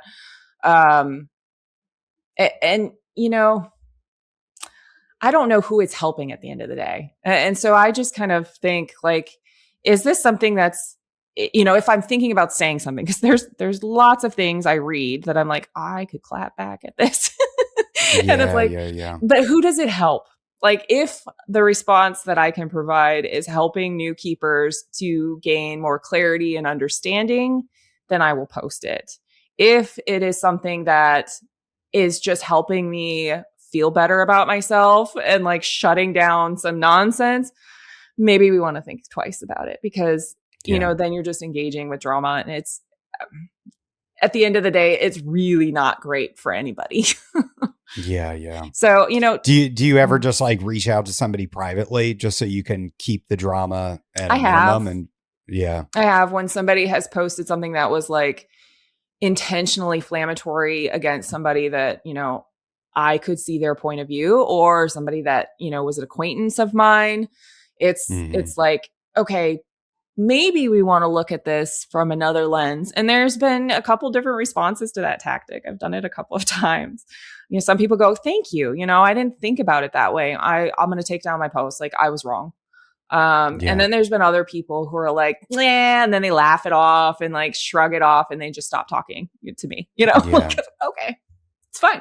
Yeah. But I see your true colors. So I know who to steer clear of going forward. And I steer clear of the people who create the drama as much as possible because give me some names. No, I'm kidding. You see me like, oh no. I won't do it.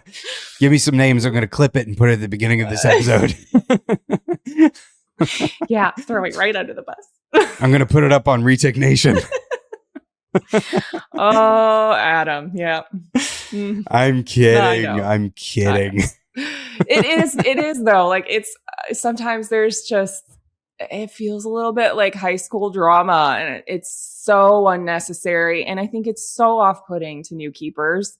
You know, a lot of the like gatekeeping is kind of said it's in the name of protecting new keepers where it's clearly not. Yeah. And so, you know, we just try to keep things positive, do, you know, podcasts, speak clearly, speak truthfully and be transparent. And just, you know, think before you post. For sure. Yeah. All right. Well, I think that was, we covered everything I wanted to talk about. Is there anything else you would like to add? Anything you want to touch on? Man, we have covered a lot of ground. I really appreciate you having me on. This has been so delightful to chat with you. It was a lot of fun. I feel like you were worried it wasn't going to happen. You kept hitting me up. You're like, are we still on? Yeah. And I'm like, yeah, of course we're on. It's on my calendar. I just wanted to make sure because, you know, I'm an over communicator. I'm sorry. No, it's fine. Usually well, as you know, I book it pretty far in advance. Yeah. It was like 5 or 6 weeks. And you know, I'm always like, I'll confirm with you a week before. And then you were like, no, I'm going to confirm with you a week before. It was really more of like a, don't forget about me. No, never. It's, I'm not going to lie. It's sometimes it's hard to get female keepers on. And, you know, so I was really excited to get you on. A lot of people I reach out and, you know, maybe they're shy or, you know, they like, I don't know why, but I try to get as many female keepers on as I can. And sometimes it's difficult. And like when you were excited about it, I was like, yes, this is cool. Yeah. You know, I like to talk about my experiences and have some, you know, conversation. Like I think about snakes all day. So it's natural that I want to talk about them too. Right. So it's great. I appreciate you having me. Snakes are life. That's right. All right. Thank you so much, Jen. I appreciate you. All right. We'll talk to you later.